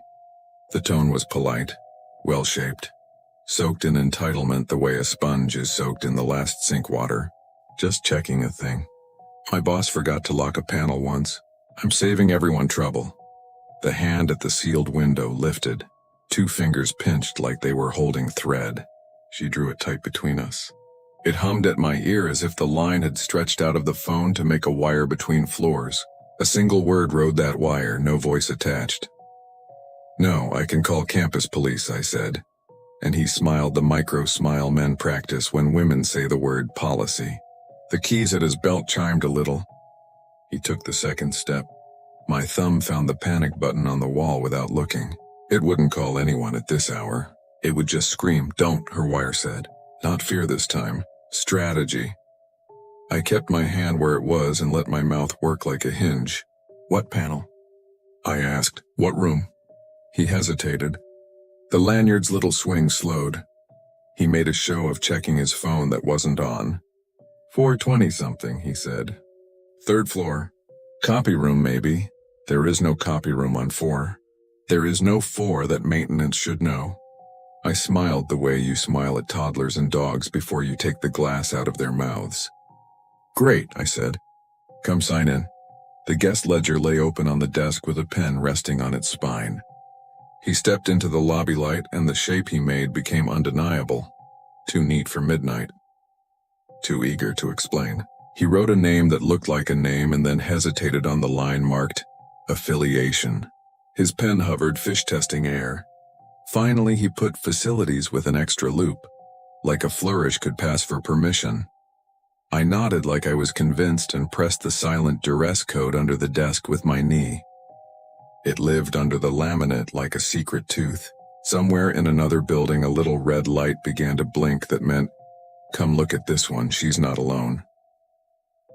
"I'll walk you up," I said, cool as water. "Key your access for me, okay?" I lifted my own master ring as if to compare metals. He didn't move fast enough. He measured me with that portable respect men hand out like samples. We took the stairs side by side. On 3, the counseling wing's camera sent me a grain of proof. The room where a lamp had been on, now dark. The rug straight, the coil unplugged. He glanced at the closed door as we passed. His eyes did a small arithmetic they weren't proud of. At the end of the hall, the elevator sighed without moving.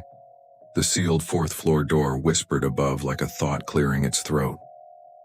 He slowed at the east stair.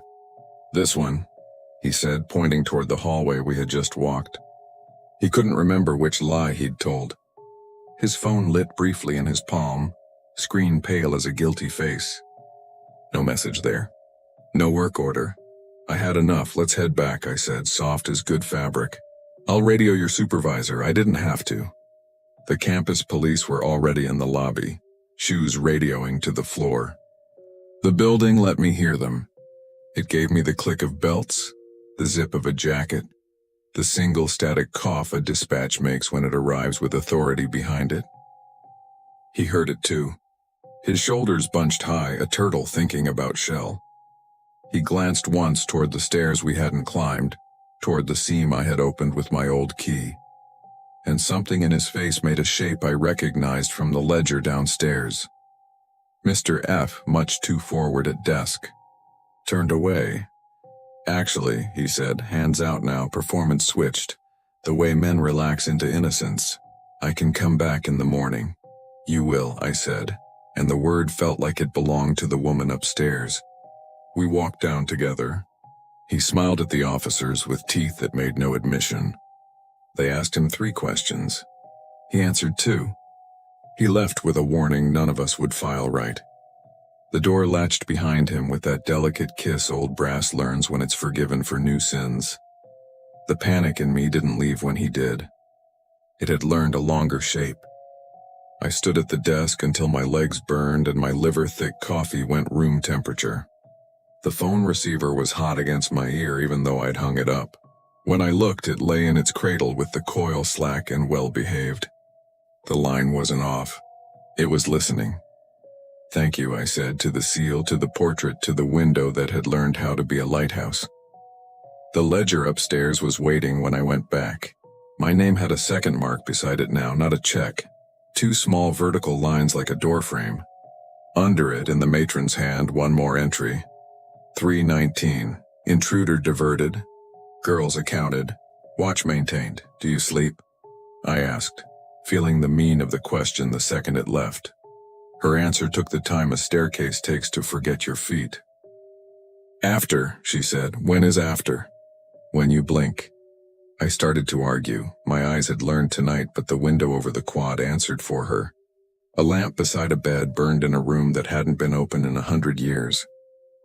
The shade threw its particular trapezoid onto the floorboards.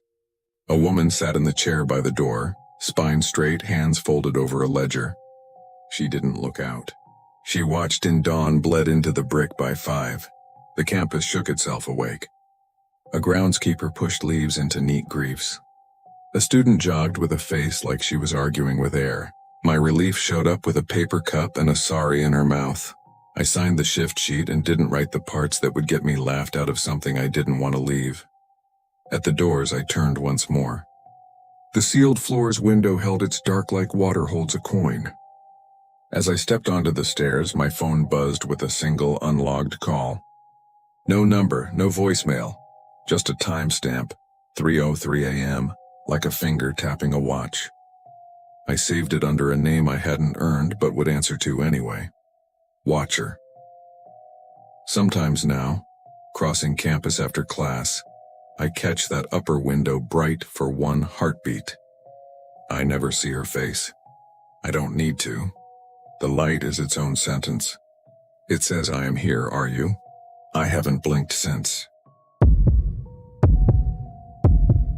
I drove nights for a living, and that meant I learned the language of headlights. You start to tell the difference between a tired tourist and a local by the way their beams sway.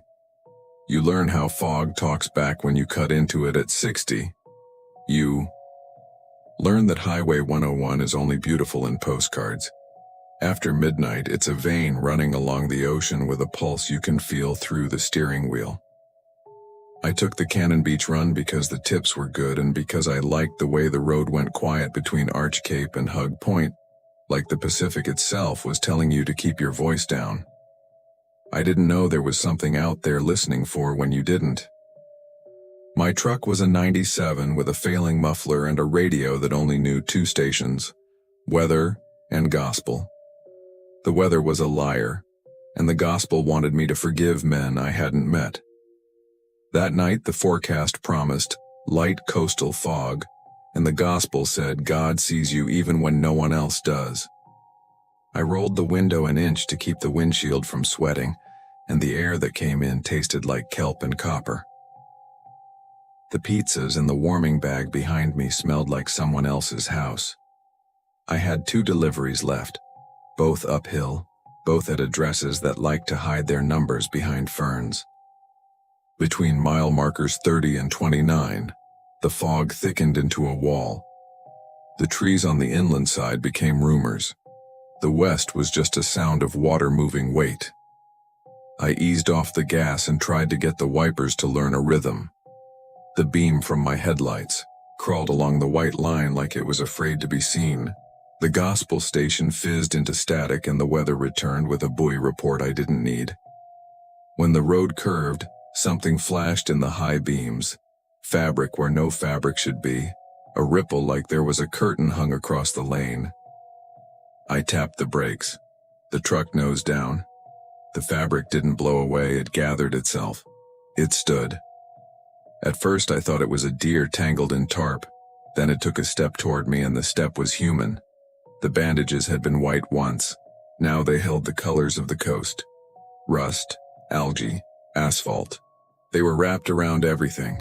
Head, chest, arms, legs. Strips trailed like torn flags. He stood in my lane with his shoulders slightly forward, the posture of a man who learns to brace against a hit that always comes. I swerved left on instinct and the tires found the median rumble strip. The truck shuddered and the pizza bag thumped the back of my seat. When I straightened, he wasn't in front of me anymore. He was in the rearview mirror. He filled the frame like the mirror had been built to hold him. A head wrapped to smoothness, where a face should be. A mouth hole dark as a cave. 2 eye slits that weren't slits so much as failures, like the bandages couldn't quite hide the need underneath. His shoulders rolled as if he were laughing or breathing too hard or remembering. Behind him the lane was empty. It was just him and the white paint and the ghost of my taillights making his bandages flare red, red, red as the brake pedal trembled under my foot. I don't remember deciding to floor it. The truck did that by itself. The speedometer climbed into a number lawmen don't let you keep. The mirror rattled with the road and he didn't blur. He stayed sharp, the way certain ideas stay sharp even after you drink. The mouth hole widened like he was smiling without lips. The smell hit then. Not rot exactly. Not hospital exactly. Iodine. And wet newspaper and the copper of a coin held too long between your teeth. Not tonight, I said, because words make shape for panic. No, not me. The radio came back to life, not the gospel, not the weather. A voice that could have been an old dispatcher from 1978. Northbound, slow your roll, do not stop. On the shoulder, do not. Then just a hiss, the kind that carries other sounds like a tide carries wood. Under the hiss, a wet shuck shuck shuck of something dragging itself along metal. The truck bed groaned. He was on me. The weight changed.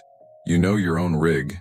You feel when there's an extra 100 pounds where there shouldn't be any. The shocks complained. The sheet metal gave a little. The sound moved from tailgate to cab, a slow crawl, a body getting its purchase, a patience that didn't belong to anything alive. I glanced at the speedometer again. Too fast for the curve that was coming. I knew it by the way the guardrail began to think about existing out of the fog. I eased off the gas. The bandages slapped the back window like a wet towel. I didn't scream. I think that matters. I put both hands on the wheel and drove like the road was the only thing that didn't want me dead. The phone on the seat lit, with a notification I couldn't read, and then, without me touching it, started dialing. The speaker stayed dark, but I heard the ring in the air like the truck had made its own mouth. "Juan, what's your emergency?" a woman said, steady, not ready yet to believe what she would. "Something's on my truck," I said. "Something, someone, he's wrapped in." The word bandages stuck. Childish, stupid. Like I was calling in a Halloween prop. The operator said, "Sir, are you injured?" Behind me, the bandage man's hand, gloved in strips that had once been clean, slid down over the glass. 5 digits. A palm. A map of whatever had burned him into not leaving. He tapped once. Twice. The third tap left a circle of moisture like breath. He leaned the wrapped head enough that the eye place was level with mine. Through the slit, there was nothing to see. That was worse than seeing. There's a particular kind of terror when you realize the void can look back. "Sir?" the operator said. "Are you in Cannon Beach jurisdiction?" "Yes," I lied, because the part of 101 I was on doesn't care what town has paper for it. "He's on my truck." "Who?" "The one they tell stories about," I said. "The one who eats raw meat, rips antennas, smashes windows, jumps beds for a laugh." I didn't say any of that. Those are tourist words. Mine were smaller. "The bandages." The operator went quiet for a half second, like she had pushed her chair away from the desk and turned off the part of her brain that remembers what county budgets say is real. "Do not stop," she said, the words hard and memorized. "Head to the police station. Do not stop for any reason."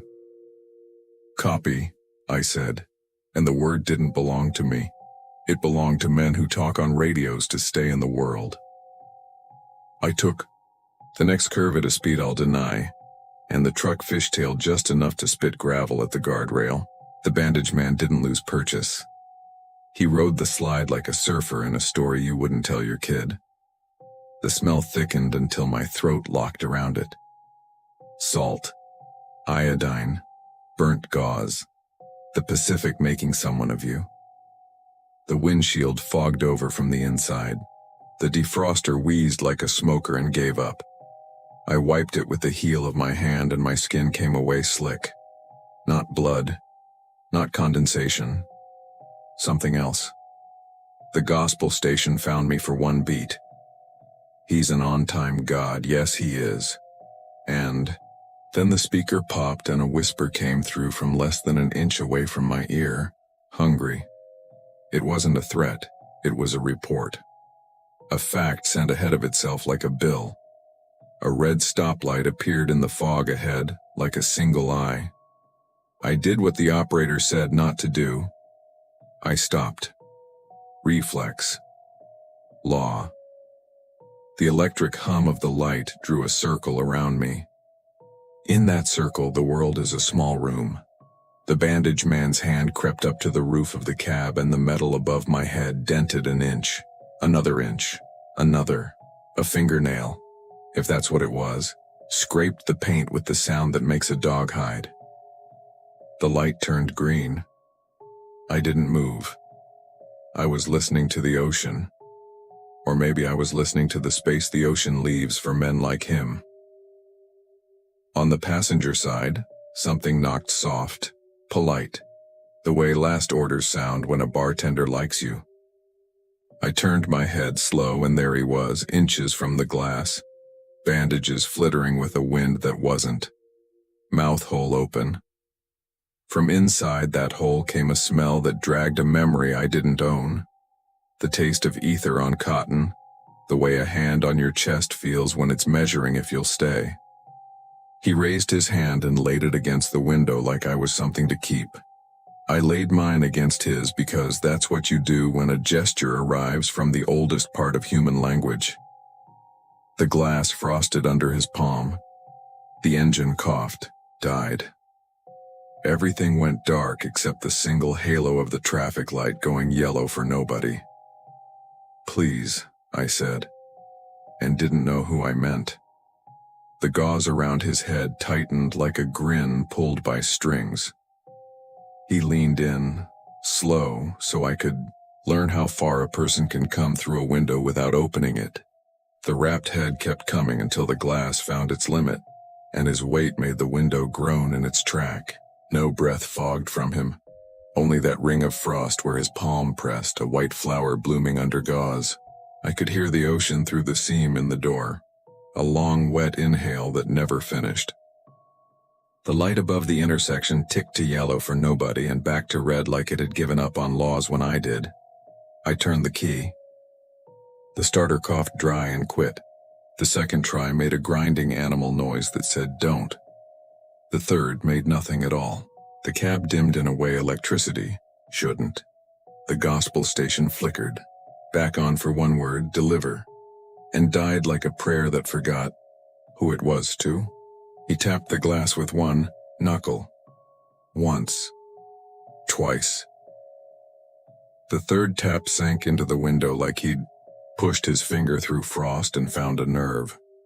Hungry, he said again, and it wasn't a threat, just a weather report from inside a man. The pizzas breathed in the warming bag behind me, cardboard holding heat the way hands hold water. I don't know why I reached back. Survival makes you barter with whatever's in arm's reach. I popped the zipper and steam rolled out salt and fat and oregano, turning the cab into a kitchen that wasn't mine. His wrapped head tipped, bandages whispering against themselves. The mouth hole widened without moving. I cracked the window an inch because fear makes you stupid, and because something in me wanted to see if heat had anything to say to him. I slid the nearest box toward the gap. His fingers, bandages wound to a thumb's width, came through first, cautious, like he remembered breaking things he didn't mean to. The box's corner disappeared into the cloth, and then the whole thing moved outside without friction, like the space between inside and out had been rehearsing for this handoff all night. He didn't open the lid. He pressed the box flat to the mouth hole, and the cardboard sagged as if the heat were being pulled through it. Cheese smell went metallic. Steam went silent. The box cooled in a heartbeat and fell away, empty, darker. He made a sound then, low and satisfied. A noise a burned man might make when the bath turns warm for the first time in a hospital no one can afford. While he fed on nothing, I turned the key again. The truck shuddered, considered me, and came back to life ragged. The green light turned and I went with it. rolling through the intersection like it was a boundary I could fool. The speedometer climbed to honest numbers. For a blessed half-mile there was only road and fog and the low hum of the tires. Then his hand slid down the passenger glass again, a map of fingers making the window briefly human. He was hanging from the mirror with his other arm, elbow hooked, the rest of him a flag. He still had the dead box and he offered it back like this was commerce. "More," he said, patient as a meter. Arcadia's turnout flashed by on the right, the wooden sign a dark rectangle with the ocean's roar behind it. "Can't," I said. "We're done." My mouth had learned sheriff tone from a man I'd only ever seen at traffic school. He didn't argue. He moved. He swung up onto the hood with a crawl that sounded like wet rope, turned flat on his chest and laid his head on the warm metal like a child on a stove that isn't hot yet. The hood ticked under him. The heat gauge climbed a needle's width. I hit the washer and wipers out of reflex and the blades smeared something that wasn't water into gray ropes. He didn't lift his head. He was listening to the engine. "Sir, are you en route to Cannon Beach PD?" the operator said in my speaker. Her voice suddenly there as if it had been following me at 50 yards and finally caught up. "We have units aware." "He's on my hood," I said, calmly enough that I knew the calm belonged to panic. "Do not stop. Do not pull over. Do not." The bandage man turned his rapt face toward the glass, inches from mine, and the mouth hole widened again. "Back," he said, not to me, to the road hug point. I knew before the sign. The sound the tide makes against that shelf is different. Deeper. A throat clearing forever. The old wagon road cut into rock lay somewhere in the fog to my right. The beach access a dark idea. He tapped twice on the hood, a mechanic's code. "Back." I gripped the wheel until my knuckles clicked. "No," I said, as much to the truck as to him. "We're going forward." "Copy," the operator said. "Stay on 101, turn on Hemlock at the light." Hemlock, town, people, fluorescent paper, law. I said copy again, because words can put distance where there isn't any. The Ecola Creek Bridge appeared out of nowhere like a white rib cage, and the truck rolled onto it feeling suddenly light. Like water had learned a way into the fuel lines. The engine coughed once and died again. The wheel went hard. I coasted, praying without naming it. The hood under him gave off one last heat sigh. He slid to the very edge and sat up, listening. The town lights ahead blinked once and went out as if the night had inhaled them. A brief, simple blackout. The kind you blame on wind and old wires and never on a man made of bandage deciding he prefers darkness. The truck coasted to a stop on the far side of the bridge. A streetlight blinked back to life by the post office and painted us for a second. He looked small in that light. Not monstrous. Just ruined. The gauze was not one thing. It was 100 days layered. Some strips black at the edges where flame had tried language. Some green with the ocean he couldn't leave. Beneath them, the contour of a face the world had sanded down. He oozed down off the hood and stood in front of the bumper, inches from the grill, listening to the engine tick itself cold. He lifted his head toward me and I understood the impulse to put my hand out like you do to a dog you aren't sure of. The glove box had an emergency flare I'd never used. Magnetic base, bright, hot. The sane part of me said leave it.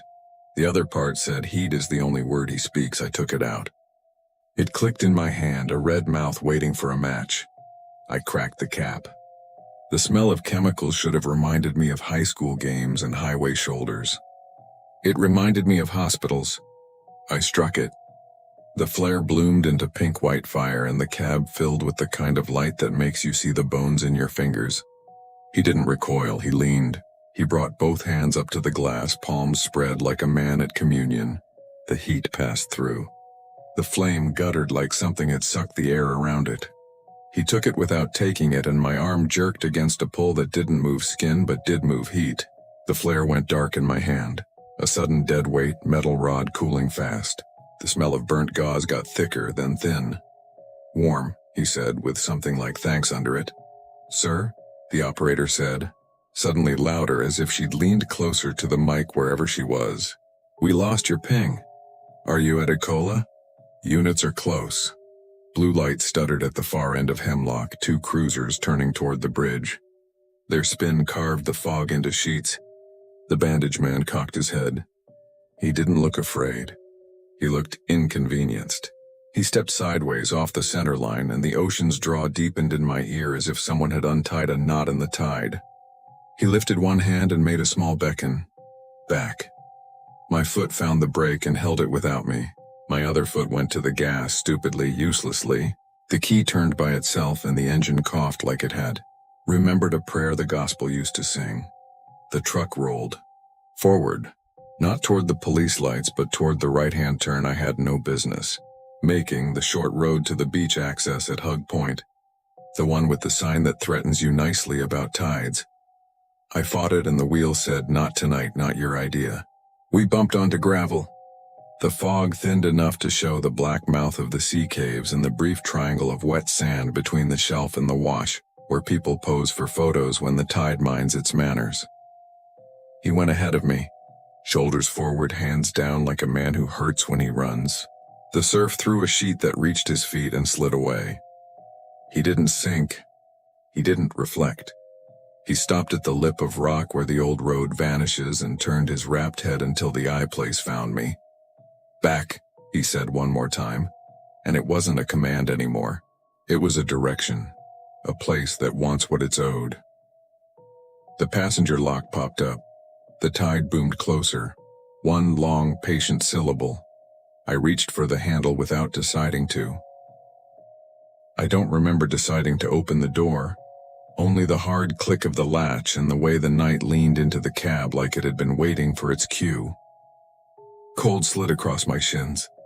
He didn't climb in so much as arrive, folding himself into the passenger seat with the care of a man who knows where he's broken. The bandages whispered. The smell of iodine and wet paper filled the truck until my teeth tasted tin. He closed the door without touching it. The lock button settled with a little sigh, like the truck was grateful to be contained with him rather than exposed to whatever made him. Back, he said, not looking at me, and pointed through the windshield toward the black mouth where the old wagon road disappears under the shelf at Hug Point. "You'll drown," I said, and the word sounded foolish in a voice that shook. He turned the rapt head a fraction, as if the concept of drowning amused something in him that water couldn't reach. The tide boomed closer, a long-shouldered sound that lifts the hair on your forearms. Gravel cracked under the tires as the truck crept forward without help from my foot. The beam picked out driftwood, kelp ropes, the wet gleam of rock. The ocean blinked its white eye and shut it again. I eased the wheel left, then right, gauging the narrow tongue of sand the tide still allowed. He pressed his palm to the dash, flat, hungry for heat, and the vents blew hotter though I hadn't touched the controls. The temp needle climbed like a small red prayer. At the lip of the shelf I stopped because there was nowhere else to go. The headlight beam died on stone. Water breathed in, touched the bumper with a polite hello and slid back dragging sand. The sea cave waited where the beam ended, a hollow with its own weather. In the cave, for a second, the dark learned edges. A wall slick with algae. The shallow bowl of rock where flood tides keep their secrets. A deeper pocket cut by winter storms that teaches summer what grief is. He uncurled his fingers from the dash and turned toward me. Slow, careful. The way a man turns after his skin has become a map of rehearsed movements. From beneath the wrap at his throat, a sound rose that might once have been a word before flame and salt argued it down. He pointed at the glove box. I opened it, flares, a lighter. An old shop rag still stained with the color of a life that had taught me engines in a father's driveway. He took the rag. He pressed it to the mouth hole the way the living hold coffee to their faces in December. "Warm," he said again, and for the first time it sounded close to thank you. The water came farther on the next breath, slid higher up the tire, retreated. The truck rocked a little. The radios in town crackled faint and then died. Somewhere behind us, the distant shape of blue made a new decision. I should have thrown the truck in reverse. I should have backed us out before the tide took the steering from my hands. Instead, I watched the bandage man turn toward the cave like a man about to step through a door he built with his own ruin. How? I asked because questions are a way to stay human and I felt mine wearing thin. How did you end up here? He didn't answer. The bandages did. A wind rose off the water and plucked them, and I heard in the whisper of cloth against cloth the shapes of words I already knew. Fire, sawdust, ether on cotton, wheels, a road that didn't forgive. A truck not mine, a young man not me, a laugh at the wrong second, a curve that says later you should have slowed. White strips wrapped quick by hands not trained for surgery, then tighter by other hands that knew only how to bind a problem until someone else could name it. No someone else came. The ocean learned him instead. He put his hand on the passenger handle. The latch clicked. He didn't wait for me to invite him out. He stepped onto the sand and the sand didn't take him. He left no prints. The water climbed and fell and left a ring around his ankles the color of rusted gauze. He walked to the cave with the tilt of a man whose balance belongs to someone who isn't here to return it. At the mouth he stopped and looked back through the glass until the eye place found mine. Come, he said. I shook my head. He waited. The tide flung a sheet and slid back. The cave exhaled cold that smelled like iron regrets. It would take 2 steps to reach him, 3 to follow him in, not many to vanish into a throat the ocean uses when it swallows in its sleep. He raised his empty hand and made a small turn of the wrist, a gesture my father once used when he wanted me to pass him a tool he hadn't named because he trusted me to know which. The flare. I cracked another, the flame punching daylight into the cab, the heat blooming on my knuckles in a brightness that made memory loud. I climbed out. Water licked my boots and retreated with a hiss. The flare's white noise made the night seem briefly honest. I held it out. He didn't take it. He leaned in and let the heat go through the bandages and into whatever map of nerve and want lived beneath. The flame dimmed, came back, dimmed again, fighting the draw. He stepped backward into the cave 1 pace, and again the flare sagged as if air had been negotiated. I followed to the lip and looked in. The cave wasn't deep.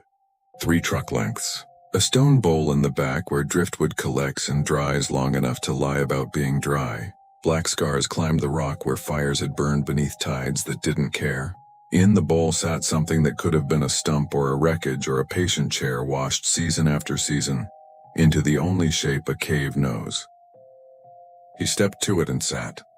He set his palms on the stone like a man testing a pew for creaks. The flare's heat licked the bandages, and the bandages gave back a smell that wasn't pain, but the memory of it. The ocean took a breath and held it. The flare guttered a 3rd time and went out, a sudden dark that rang like a bell. I couldn't see him, but I knew where he was. The night knew him for me. The truck behind me ticked as it cooled. Far down the beach, a dog barked at a life it would never understand, and the sound didn't come here. It bent around us. In the dark, he said a word the bandages could not soften. Home. The tide came in hard then, not angry, final. Water shouldered my shins. Cold slammed the ache up my legs. I stepped backward into air that wasn't there, caught myself on the bumper, half fell, shoved the door open with my hip, and pulled myself into the truck hand over wet hand. I twisted the key. The engine coughed like a drowned man and caught. Headlights painted the cave mouth in a weak wash. In their smear I could see him still seated, head bowed, as if he had finally arrived somewhere that would take him. As if warmth were not a thing to be stolen but given until a man can make his own. I put the truck in reverse. The tires spun once. Sand fumed. The second try lifted us. We grumbled back onto gravel and the sea slapped the shelf with a single palm like a job finished. I looked back at the cave. The bandage man wasn't there. In the beam, the bowl held only driftwood and the shape of a seat that had never been a seat. A strip of gauze lay at the waterline, snagged on a stone, and when the water lifted it, it didn't move. It dissolved. On Hemlock, the town lights came back in a flicker like someone had found the switch with a sheepish laugh. The cruisers idled by the bridge, officer hats bent toward radios, a blue stutter learning gentler tempo. I pulled in front of the station anyway and sat with the engine running and my hands open on my thighs like I was waiting to be cuffed by something that had already let me go. A uniform knocked on the glass. I told him a version that would let us both go home. A trespasser, a man on my hood, a wrong turn to the beach and a scare I didn't intend to revisit. He wrote what he could in boxes. He asked if I wanted to file. I said no because there was nothing to file except a night and a heat and a word that makes the chest hurt. When I got back in, the cab still smelled like antiseptic and a cold ocean that wants your name. On the passenger seat sat the pizza box he'd emptied. Under it, pressed flat, was a page torn from a yellow pad, the lines faint with salt. In a hand that wasn't mine, 3 words had been written with the heavy pencil strokes of a man not used to writing through wraps. Delivered. Warm. Thanks. I drove the rest of the route with the heater on high. I still do. On 101 between Arch Cape and Hug Point, I keep the defroster blowing even if July pretends it's summer. When the fog is thick and the road goes quiet enough to hear what rides it, the windshield will sometimes flower with a ring of frost the exact size of a palm. There's a tap, once, twice, not asking. Taking attendance, I tap back. I keep driving. I don't stop on the shoulder, but some nights, when the tide is low and the air tastes like burned rope, I leave a flare in the glove box and an extra pizza in the warming bag, just in case a man who's all bandage and hunger remembers that warmth is a door he can still walk through.